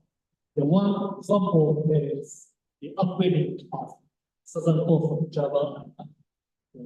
Probably we are thinking about the collaboration, the integration, and of course the upgrading in the southern coast of Java is quite obvious from the satellite data and the other observed data. And typically we consider this upgrading as typical along shore upgrading system associated with the along shore needs. And if we look at the subsurface temperature distribution across the upgrading region, first we have the upward movement near the coast and the gradually deepen towards the offshore region. However, the typical coastal upgrading is quite weak with across section, and particularly 100 kilometers from the southern coast, Java Island, typical coastal wind, upgrading wind. However, this figure shows the upward motion of the island arms in quite wider area as to 20,000 in the sun. And this figure is from the algo data, and the coarse resolution data set shows similar distribution. However, if we look at the very high resolution observed data, we can see the different structure of lifetime.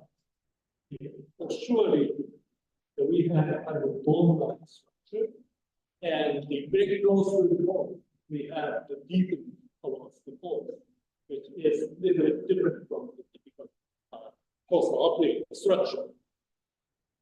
Okay? So probably the different mechanism might be operating in this region.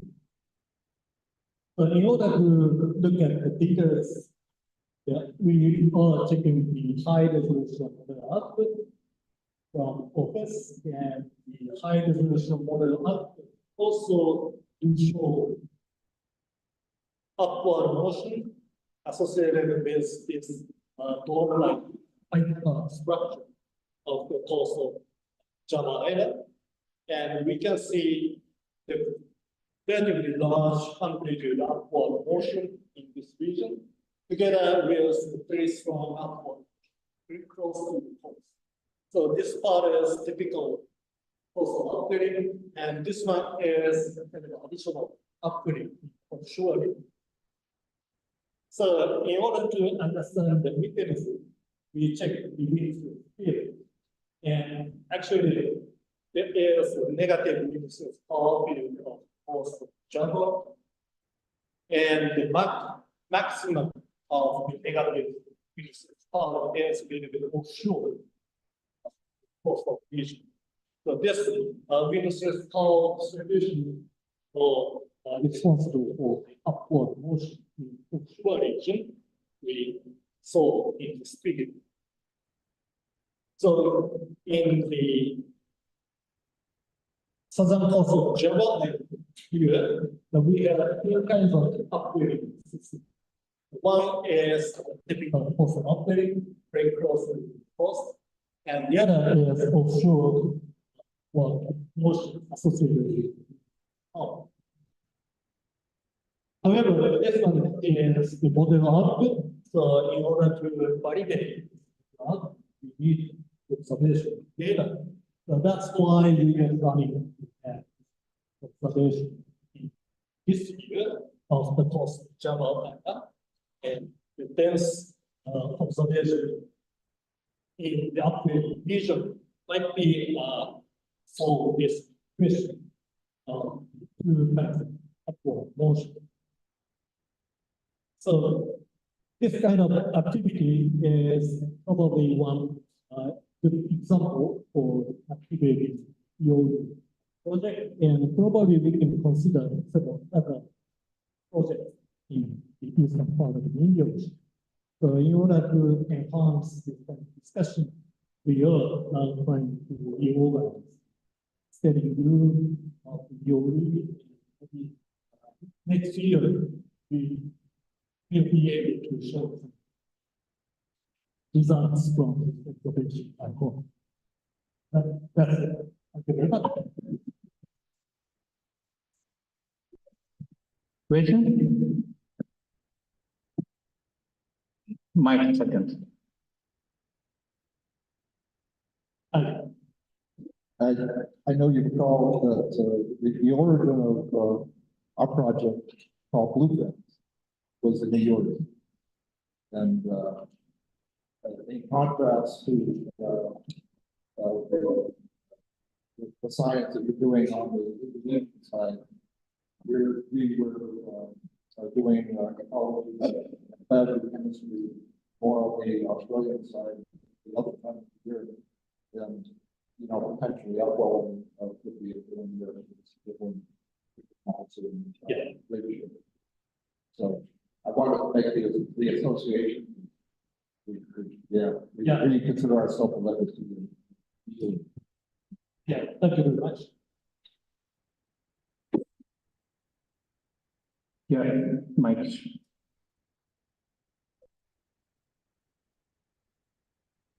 Very interesting.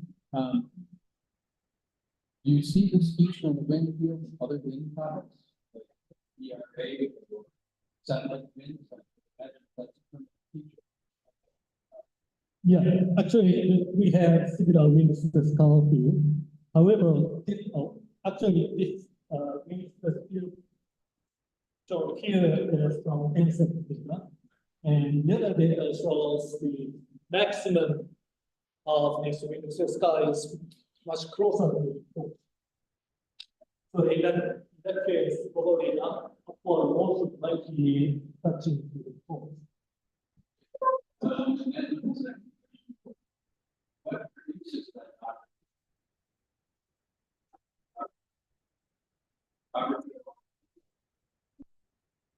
I guess that, yeah, probably the land might be source of it. A local use is not like that. That's right.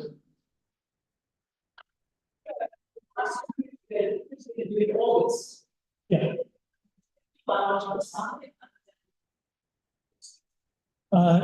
Yeah, the white plankton and gold plankton might be collected during the cruise trips. The Professor Seigel, the Atmosphere Ocean Research Institute,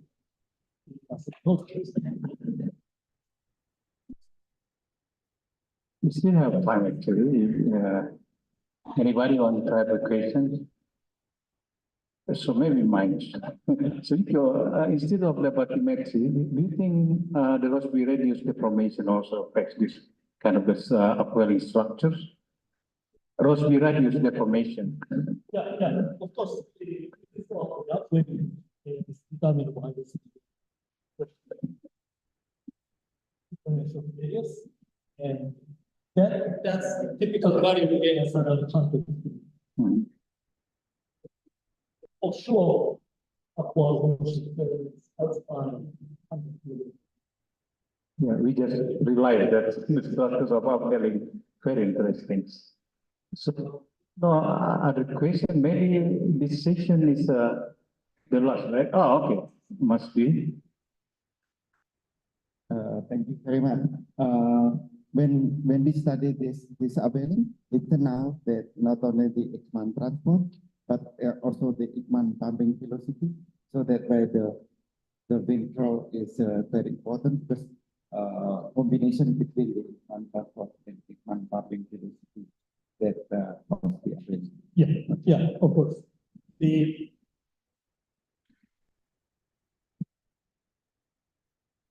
For example, here the offshore transport very surface layer is necessary. The surface layer and subsurface layer is very different. Yeah. Okay, so I think if approach again. So I give this session is finished. So thank you for sharing this session. So we keep that session and then I will talk about. So with the last agenda is about the working group shared by Dr. Nidhi Florida Yama from ENPG. Dr. Nidhi. Okay, thank you very much. So because we want to finish our session earlier, we start our last session today. So I invite Livelihood and also Kiran Kumar to give report on the working group. Please. Thank you.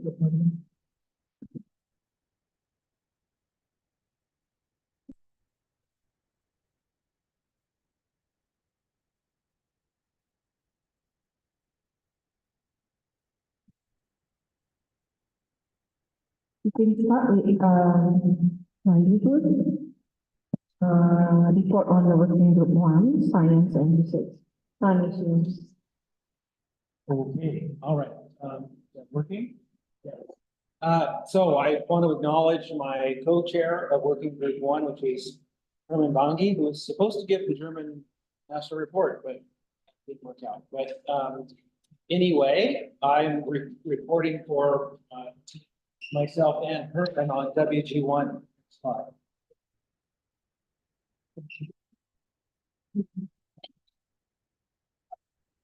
Okay, so I'm going to break this talk into 3 parts, starting with progress in terms of just some summary statistics on international participation from the IPO. I'll talk a little bit more about the research initiatives, we're already YMC and kudos, but most of that's already been covered. Then I'm going to talk about the status of the working groups and research themes. We'll be hearing tomorrow from all of the research themes.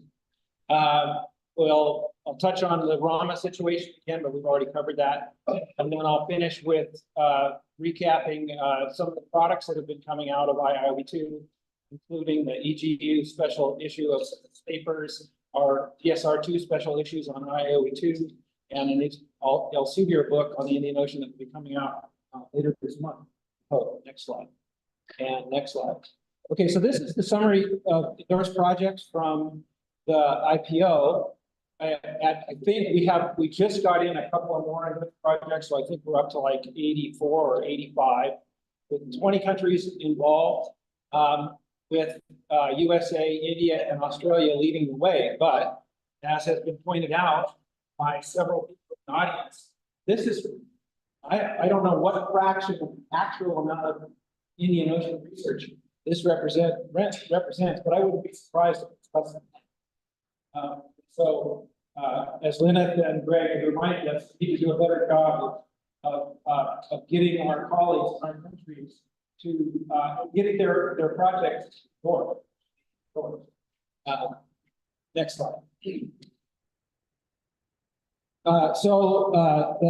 There are 4 research initiatives under IIOE2. The Eastern Indian Ocean Upwelling Research Initiative, which Yukio talked to you about, and Mike reminded us also that one of the more recent big projects under IURI was his Bluefins cruise, completed in 2022, focusing on well, the project in general is focused on upwelling off of Java, Sumatra, and Northwest Australia. As Mike mentioned, his project was focused on tuna larvae off of Northwest Australia. The Western Indian Ocean Upwelling Research Initiative is now essentially anchored by DEA of South Africa and Agulhas 2 cruises. I'll refer to you to, saw earlier Jenny Hugett's report, South Africa activities.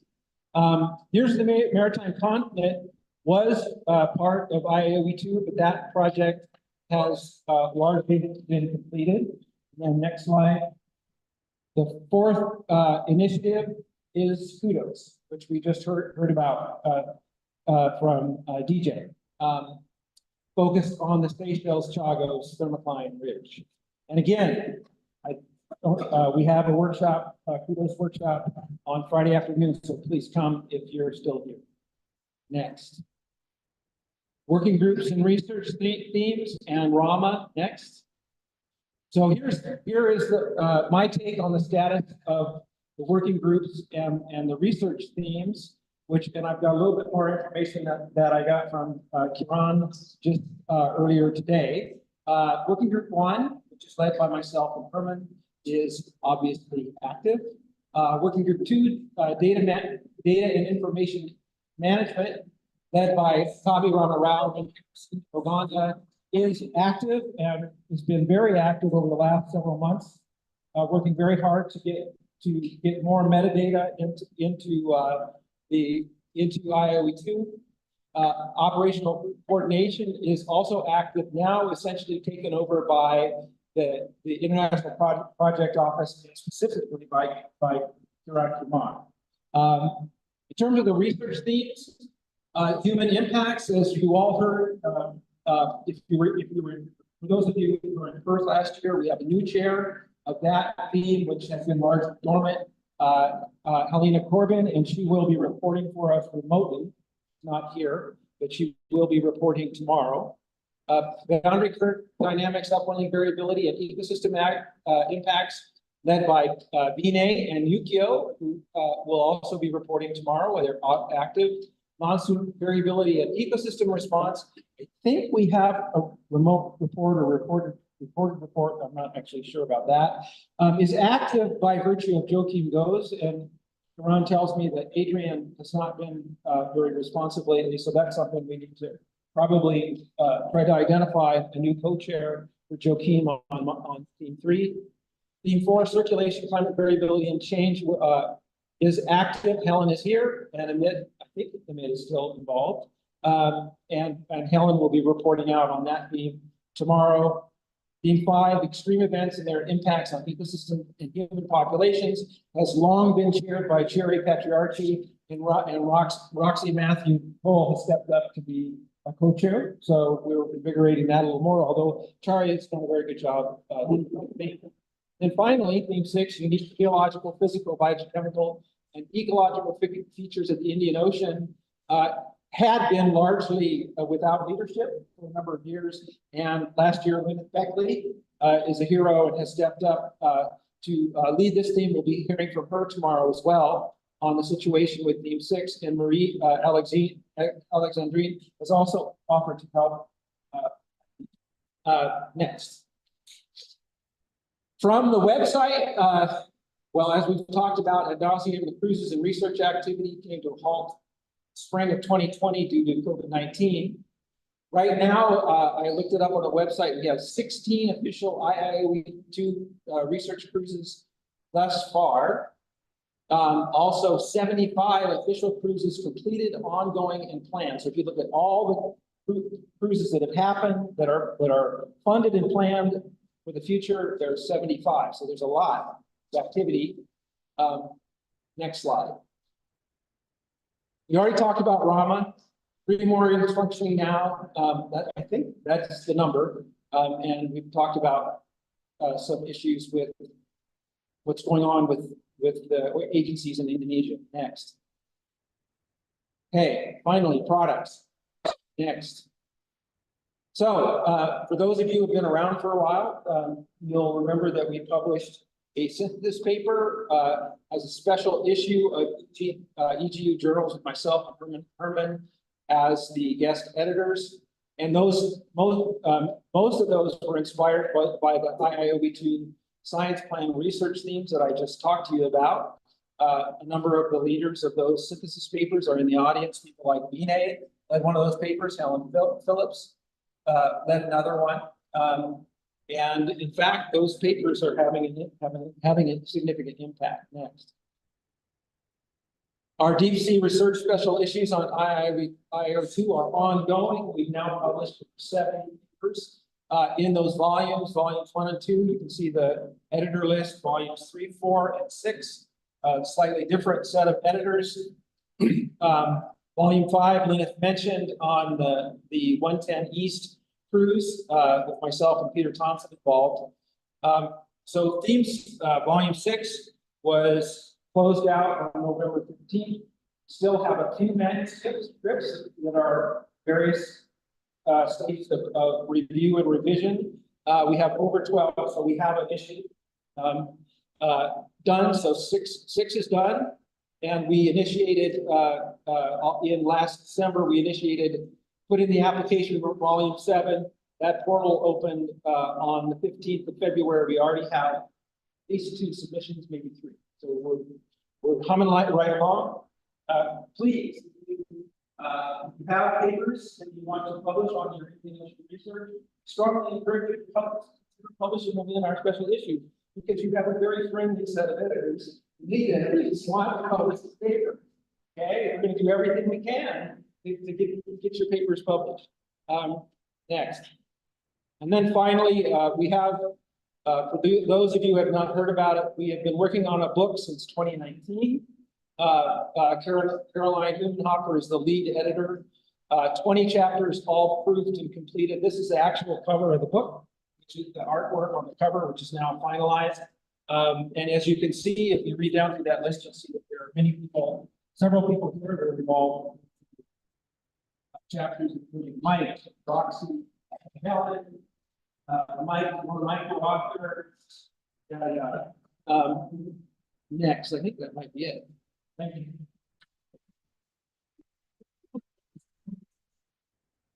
Thank you very much, Harry, for comprehensive report and for your artwork, of course.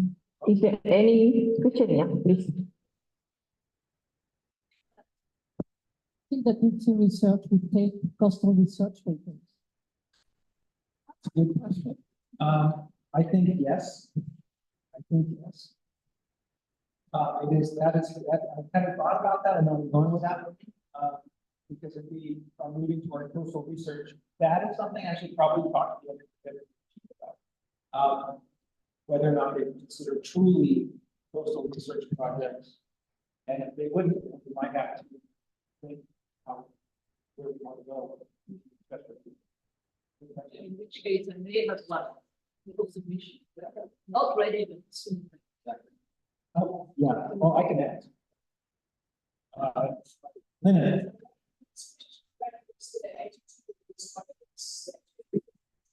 Well, I don't get confused, if you count the pie, No, but it's, you may have. there's double digits. Okay. Yes. Thank you. All right, so go ahead. You can go on. It's 52, right? Yeah, it's 52. I'm up to 52. So after this meeting, 2 more will be added. Total 54 minutes. Thank you, Lynn. But I will reiterate that if all the Indian Ocean projects that we all know about, we're all reporting on, were actually in that, it would probably be twice or 3 times. Yeah. Nick. Those last 3 is very balanced.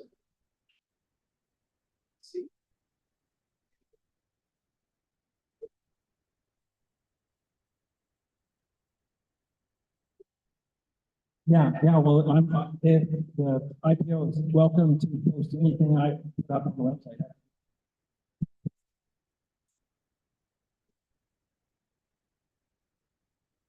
We can give very big applause for Harry. Thank you, Harry. Our next speaker will be Patabi. Can we play the file? The recorded file. He will report on the working group. I'm Patabi. Data information management.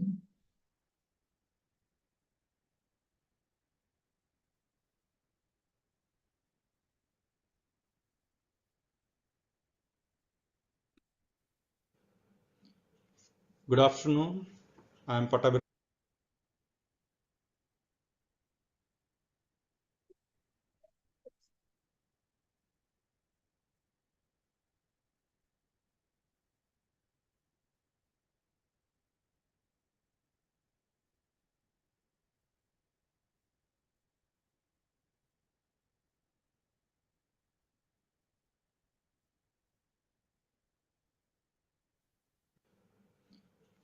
Good afternoon.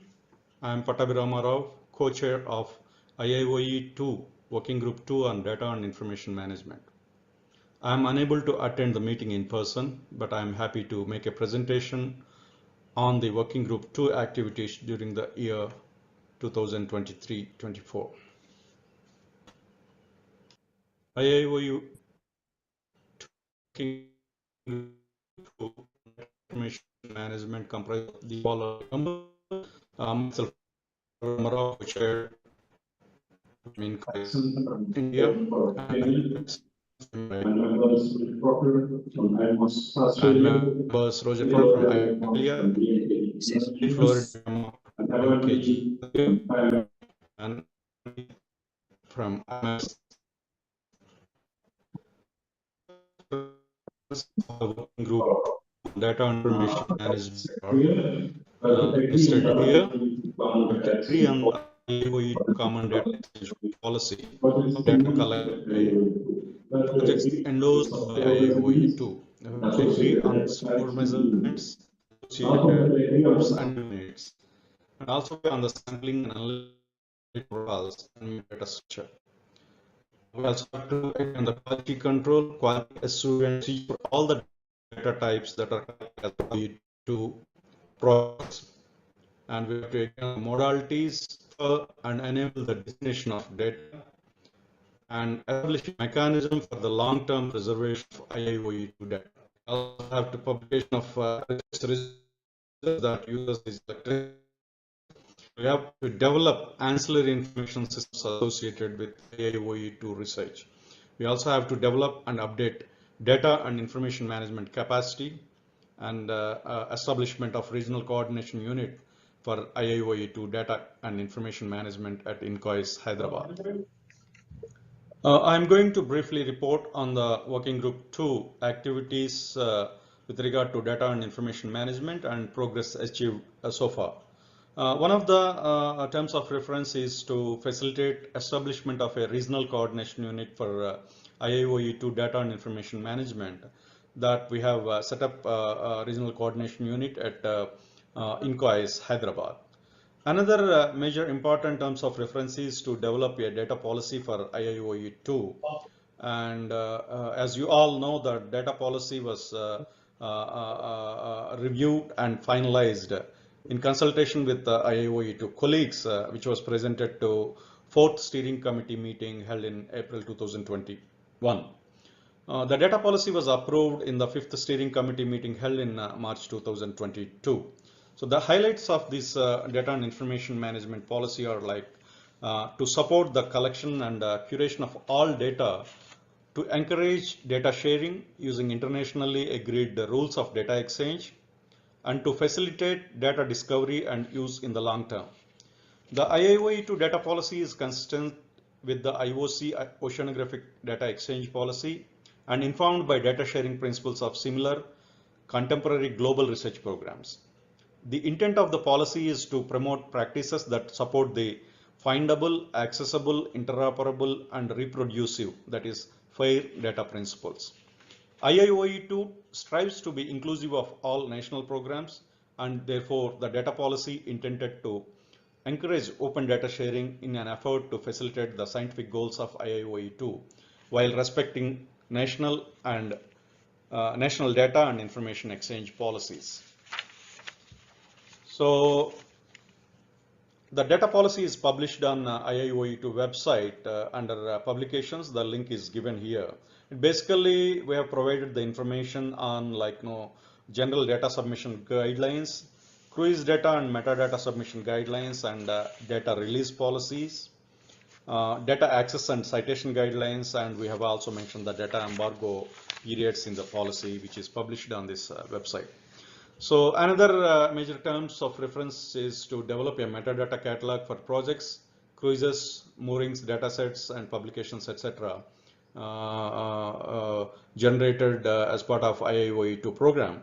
So we have developed a metadata portal, and we have posted metadata of 11 cruises endorsed by IIoE2. Metadata format, user guide, along with the login credentials, we have sent to all the PIs of the cruises endorsed by IIoE2.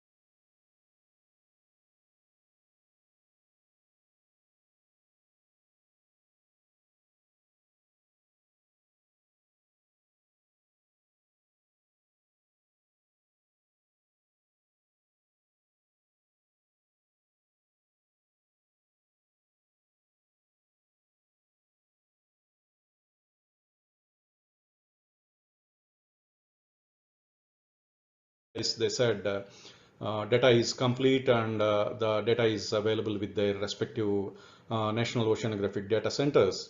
and some of them have submitted to their project offices, and some of them have responded that data is not yet provided to the IAOE2 project office. And some of the PIs, they have mentioned that no, data collection has not yet started. And few of the PIs, no, they have mentioned that no, they have some difficulties in uploading the metadata to IAOE2 project office through the website. So in some cases, we have provided the technical support to the PIs for submission of the metadata. And all the responses that we have received from the PIs is available in the Excel format. Maybe it's a big list, and if required, my colleague Mr. Kiran Kumar, who is present in person there in the meeting, can show the responses received to our mails for submission of the metadata. This slide shows the web pages of the metadata and data portal of IAOE2 that is developed by INCOIS and hosted on our INCOIS website. So basically it shows the catalog of projects, cruises, moorings, and data sets collected as part of IAOE2 project. So this metadata portal enables search and discovery of metadata of completed, forthcoming, and planned cruises under IAOE2. So the metadata portal is developed as per the ISO 19115 standards compliant representation of metadata information. We also have this global change master directory science keywords for controlled keyword search. So it has a facility to search in spatial, temporal, keyword, and free text formats. It has a simple interface for metadata submission, updation, and search. So we have used the latest technologies for development of this metadata portal. And also IAOE2 expedition updates of about 16 cruises has been uploaded. This provides information on the research vessels, duration, PIs, location, and kind of data that is collected as part of this program. This slide shows the web interface of metadata submission, where PIs are supposed to log in into the system for submission of the metadata, and the IAOE2 project office has provided the login credentials to all the PIs for submission of this metadata. On the right hand side, you can see that the simple metadata template where PIs need to submit these details. So it is a very simple form, and PIs can submit this metadata of the data collected as part of these IAOE2 endorsed projects. So if there is any difficulty, PIs can write to project office, and we at the IAOE2 project office, we try to help the PIs to resolve any issues in submission of this metadata submission.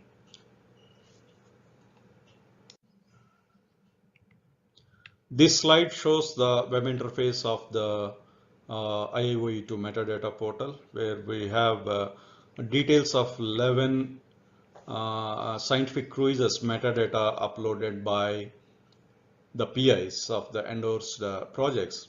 And as I mentioned, user can search for the metadata using different criteria like spatial search, or temporal search, or keyword like GCMD master directory keywords, and also by simply dragging your cursor where we are using this WebGIS facilities, a user can get the information of the metadata submitted by the PIs on this web portal. I encourage the colleagues to get into the system and see, and if there are any improvements to be done, please let us know so that we can fine-tune the metadata submission form so that the PIs can submit the metadata without any issues.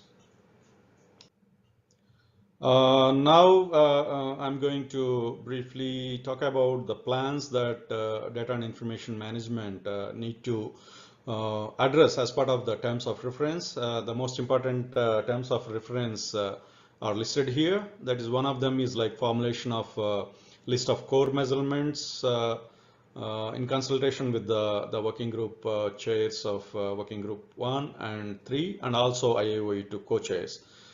We need to organize the meetings with the chairs of working group 1 and working group 3 to formulate this list of core measurements, which was pending. We thought of having this meeting during the last year, but we couldn't do it. Probably during this year, we need to have a meeting with the chairs of working group 1 and working group 3. And also we have to come up with the quality control and quality assurance procedures for all the data types to be gathered during the IAOE2 scientific activities. And we have to facilitate their adoption by steering committee of IAOE2. So again, we need to have a meeting with the chairs of working group 3 and other important terms of references like develop and update data and information management capacity. So we need to propose data and information management training programs specific to IAOE2. Probably we have different opportunities now as part of our International Training Center for Operational Oceanography being hosted at INCOIS. So ITCO has been organizing different capacity building programs as far as data and information management is concerned. Some of the programs have been funded by Ocean Teacher Global Academy of IODE of IOC UNESCO. And also some of the programs we have been getting the financial support from other agencies like POGO and all. So probably we have to come up with the data and information management requirements under the IAOE2 and then request the funding agencies like OTGR, POGO or some other agencies to come up with a training program very specific to IAOE2 or data and information management. So these are the 3 important activities that we plan to address during this year. With this, I think I've briefed on the progress so far of the working group 2 on data and information management. And I also want to mention here that now we have received a communication from the project office that now whether we would like to continue to be the co-chair of working group 2 on data and information management. So I here mentioned that now I'm interested to continue to contribute to the activities of data and information management under IAOE2, and probably we have to see the response from the other working group members, and I'm here to support any of the initiatives as part of IAOE2. So thank you once again, thank you for your patience.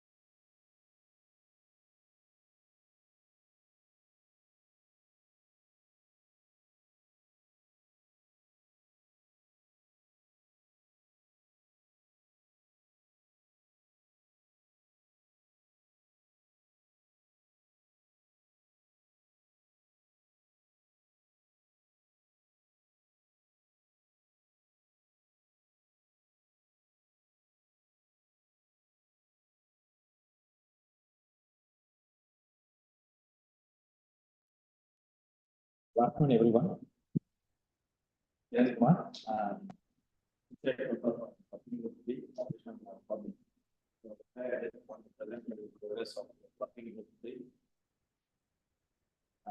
of all, I thank BRIN and for organizing this conference and for giving this opportunity to present the progress of the company.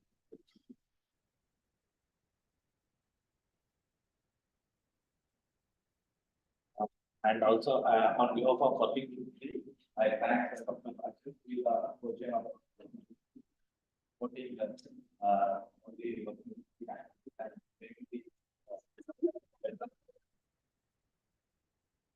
Coming to the terms of references, the first term of is establish a centralized web-based expedition planning utility, which would be linked to the IIoT already completed, and it is also made available on IIT website. Coming to the next is establish an opportunity voluntary vessel-based database of commercial sector ships and fixed platforms available for research and observation. And establish a database of intent source support from institutions, national fields, and funding agencies. Establish a process for reviewing, plan, and developing research projects towards discovering, communicating, and enabling opportunities for collaboration among the PIs. Understand the current capacity development needs of Indian Ocean countries and align this with IOA2 science plan. The next terms of reference is facilitate increased access to existing online training resources, research infrastructure, including onboard opportunities. So, whatever the publication has been published under IOA2 is already made on the IOA2 website. The recent publication from the DSIR values are also being embedded to IOA website under publication. So each and everyone can browse the website and go to the publication. I request all the PAs who are related to IOA, they can share their publication so that we can add those publications on the IOA website. The next, develop, implement, and maintain the IOA website. So the major role of the working group is to maintain the IOA website.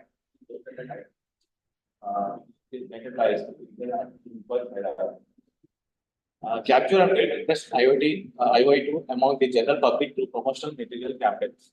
So we are encouraging all the outreach or any publication materials which are being related to IoT activities on IoT website. Showcase and promote the relevance of IoT research.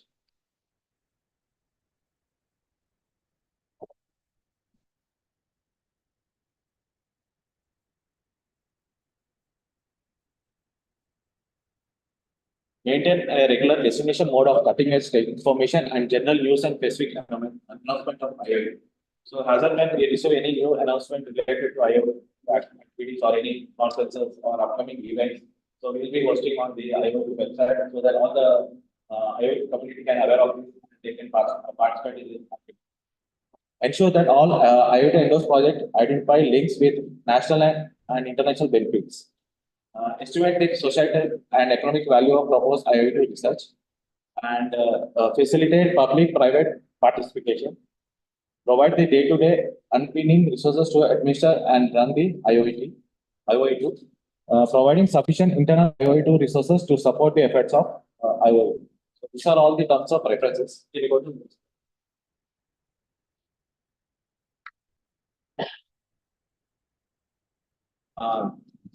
Coming to the progress of the IoT website. So we will be maintaining the centralized web-based application expedition and progress utility, which is linked to IoT. So these are the list of all the cruises which have been endorsed as of now.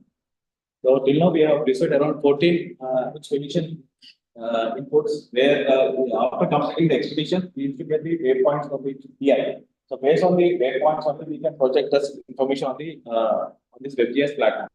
So I just request all the PIs who have completed their expeditions, provide their expedition details further, so that because as per the endorsement, they will be focusing on track. So after completing the expedition, the track may slightly vary. So those exact track locations and the waypoints if they provide to us, and they can also give us the cruise reports, cruise summary reports, what kind of activity has been done after completion of the expedition. So those information will be linked to this each interface. When you click on this, you will get a track information, cruise report, all the expedition update will be from this interface. And we have already developed a prototype where all the expeditions can be linked with all the observation networks. So as of now, you can see there is an observation network, buoy networks, which are like Rama buoys or mood buoys. Those information is there on the map, along with the track. When you click on any buoy, so when you click on this any buoy, you will get this is Omni buoy where gives the basic information what is the location, and the metadata. And when you click here to view, just click on. So you will get a time series data. So this is the time series data which is available on the website. And we are planning to integrate with the employees observation network also. So this is the employees observation network. And we will be addressing this all the facts on this interface. The similar way you can get one click. This is the wave rider buoy. Is available on the employees website. And this is the location, the last reporting time, and when it is the location of this wave rider buoy. This is as good as wave rider buoy. And this is the data which is being available on the website. And coming to the requirements on online interface for the endorsed project. As per the last steering committee, there is a recommendation that to align all the endorsed project with the science teams. So we have aligned all the endorsed project with this respective science teams. Like suppose each project will be endorsed with different multiple science teams. So for example, EP52 project has been endorsed with science team 2, 3, 6. So while submitting the endorsed projects, they'll be giving the endorsement forms where it is clearly mentioned that this project is aligned to multiple scientific teams. So we have aligned all those scientific teams as well as the endorsed project form is also been available so that user can see their endorsed project what their PI has been submitted. And along with that, recently we have sent one survey form kind of thing, like to submit the progress of your endorsed project. So some people have been responded, and the information which is available with us as an online reporting tool. This is the view report where few people have been responded their information. And what we are seeking is like this is the one of the project like QoS project. Has submitted this QoS information recently. And here we are seeking the information like who is the PI, what is the science team it has been involved, and during this period, like last 1 year, how many cruise has been completed. So this cruise has been completed, one cruise has been completed from 15th May 2023 to 10/6/2023. This is the cruise track where it has been done. And what are the parameters which has been measured from this expedition, and whether it has been metadata information has been submitted to the PO project office or not. If no, they will submit no. Yes means what is the reason? They can give the submission. And what are the significant results? Like underglider observations have collected for last 74 days. So those kind of information we are just collecting from all the PIs to get the status and the progress of those projects. And one more recent progress is we have developed a website for the ECSL members. So this is the recent draft of the prototype of the ECSL member has been developed, and the online form like to subscribe to the ECSL member, they can subscribe to this online form, where we are getting information for the like what is the affiliation and what is the degree, the latest degree going to subject, and their research interest. So this basic information we are collecting and we will give it to the ECSL chair so that they can evaluate and they can assign an enrollment number of the ECSL member, whether it is the ECSL or not. The next is coordinating with the PO. Coordinating with the project office and the working group too. I think in the previous slide, Dr. Patabi has mentioned about the metadata. So this metadata has been designed and developed by working group 3, that is myself and my team with invoice. And this is the interface where this metadata information will be available on the website. And this is the metadata which is of ISO standard. On the right side, you can see this is the metadata information, who is the PA and what is the cruise track and what special information, detailed information of the metadata has been provided on the metadata portal. Coming to the outreach activities, so we are helping invoice and the project office for publishing this biannual newsletters like IO Bubble. So this version has been recently every 6 months it will be published, and the latest issue it will be released shortly. This is the latest issue of issue 18 that will be released shortly. All the designing and proofing is been done, so that will be released shortly. And coming to this outage, every month, the monthly online newsletter have been disseminating from this project office. So these are the newsletter interface. So as of now, as of that, 85 issues have been published from the project office since from the inception, like from they started this publishing from March 2017. So till now, 80 issues have been completed. And coming to the constraints, I just want to press to the steering committee that there is a major constraint again, like in adapting this working group to disseminate various achievements to IOE stakeholders at large has been the non-submission of plans, progress of studies by many of the PIs. Still, we are yet to get their plans and their progress from the PIs. So this is still lacking for this working group. And like I think the PIs can be voluntary. Despite being one of the preconditions of this endorsement, like one of the endorsement conditions that they have to provide the data as well as they have to provide the metadata as well as the plans as part of the endorsement. And one more constraint is it will be useful if data such as bathymetric data collected during the cruise can be made available freely, because during the cruise most of the bathymetric data will be collected. So if that is useful, that is shared to the project office, it will be useful for us to upload on the website, and it will be useful for other research purposes. Expect from the last minutes, the same thing like myself has been projected in the last SC meeting also regarding these constraints and non-submission of the plans, and even Patabi has agreed like there are difficulties even providing the submitting the metadata information. And one more small request from the working group 3 is all the PIs can review their progress. If any new research or article or any small publication can be done, so those information can be published on the newsletters or IO. I request all the PIs and the members who are there. So just keep sending their inputs on the newsletters as well as so that we can share this information throughout the world and publicity also. And SC recommended, like last SC meeting, it has been like ACSM website has been developed. So we have completed our action items. And the way forward, I strongly urge the proponents of the IoT Endo project the same thing, like their plans and the implementation of the project, details of the course plans underway, the silent results of the studies, including data availability, publication arising out of the work carried out, availability of onboard position, if any, the plant users, general news specific to IOI to the projects. The nominations, like this is the existing core members, the working group 3, Dr. Rajan is the chair, and other members like working group 2, Patabi and Harisan Atabi. So this indicates like recently we sent one willingness survey to all the members from the project office to submit their whether they are willing to continue as a member as the chair of the project office. So this green indicates that they have given the willingness. The black indicates they are still responses are yet to pending. No responses from which are seeking their continuous from the operation group or not. Just want to submit to this consideration from this meeting.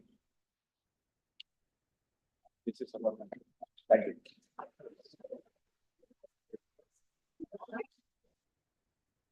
Thank you very much, Kumar. Are there any questions for Kumar? Okay, good. There it is. Okay. I just want to, the difficulties that we've encountered. Difficulties we've encountered in terms of getting the information we want to get on the website. Part of that is a consequence of the fact that IO2 is not a centrally funded.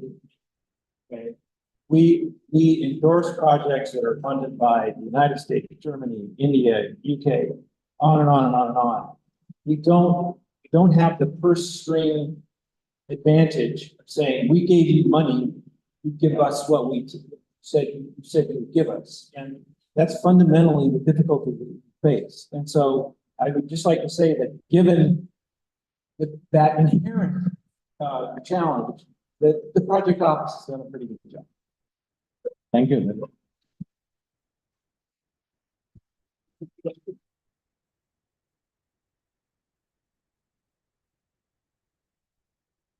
Yes, I would like to follow up on what you say, because within SCORE, SOLAS, Inver, GeoTraces are in the same situation. I agree that they get more money from NSF, but not the PI of the project, and still they provide the data to the IPO. So maybe you can share experience with, I mean, I can put you in contact with these people that are doing all the program management to get the data, because they are in the same situation. I mean, they don't provide any money at the national level, but even though they, you know, the people, I mean, the PIs send the data, the metadata. Actually, out of these 53 projects, we have received around 11 those metadata information. We got around 11. Those who fill their metadata for their projects information are 11. So rest of the people, they have to submit the project. And for GeoTraces, even they have data products. They have released the first data product in 2017. They're working on the second data product.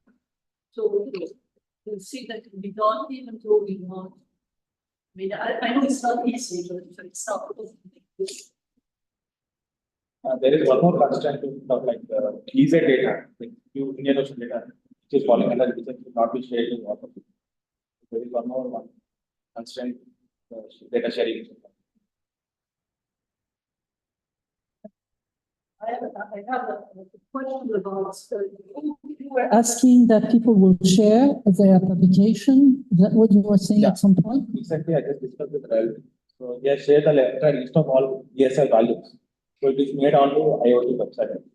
Because I'm not sure that you can share edited preprint. No. Okay, the preprint. Yeah. Okay. Then just link to the, just the list. Yeah, right. Okay, all right. So you can link to that particular journal. Okay. And I had another one, but maybe from the web store. So I don't know if you can answer. As I understood, there's never been any IIoE2 kind of training specific. I mean, a training at adalah that is specifically for IIoE2. Is that right? Yeah. Any summer school or, you know, any kind of training. So this is something that you're proposing to do now, right? Yeah, we have to plan, like in the Yeah, previous slides of Patabi also. Yeah, there is a training to be conducted in the future. Okay, that's good, because I know that most of our program at SCORE, they have, you know, summer school every 3 years or so. Thank you.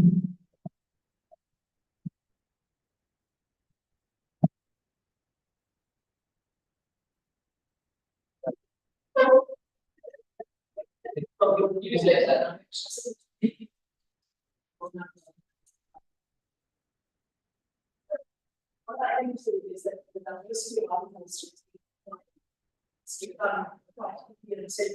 that's not the result. It's our. So I think what we should be doing is maybe once each issue, target the next program, effectively eye this, say we really have heard from you, just give us 500 words. It is already there. Right? Whenever I'm sending a newsletter from you, the mail content, like every month of 25th, you have to send the, like, yeah, every month before 25th of every month, you have to send 500 words along with the good photographs and it's a target.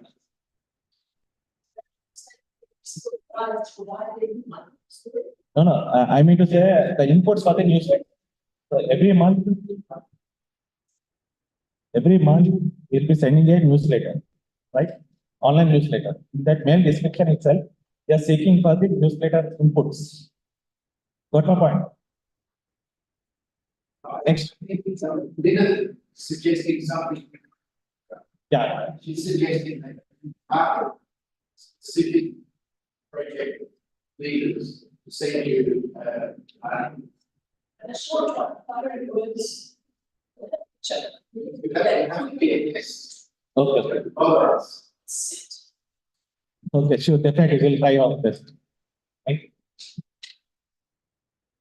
you. Thank you very much. Please give a big applause for the working group chair. for their hard working. Yeah, I think it is not just for the chair, but for us, because we are part of the working group, so we need to support this working group, of course.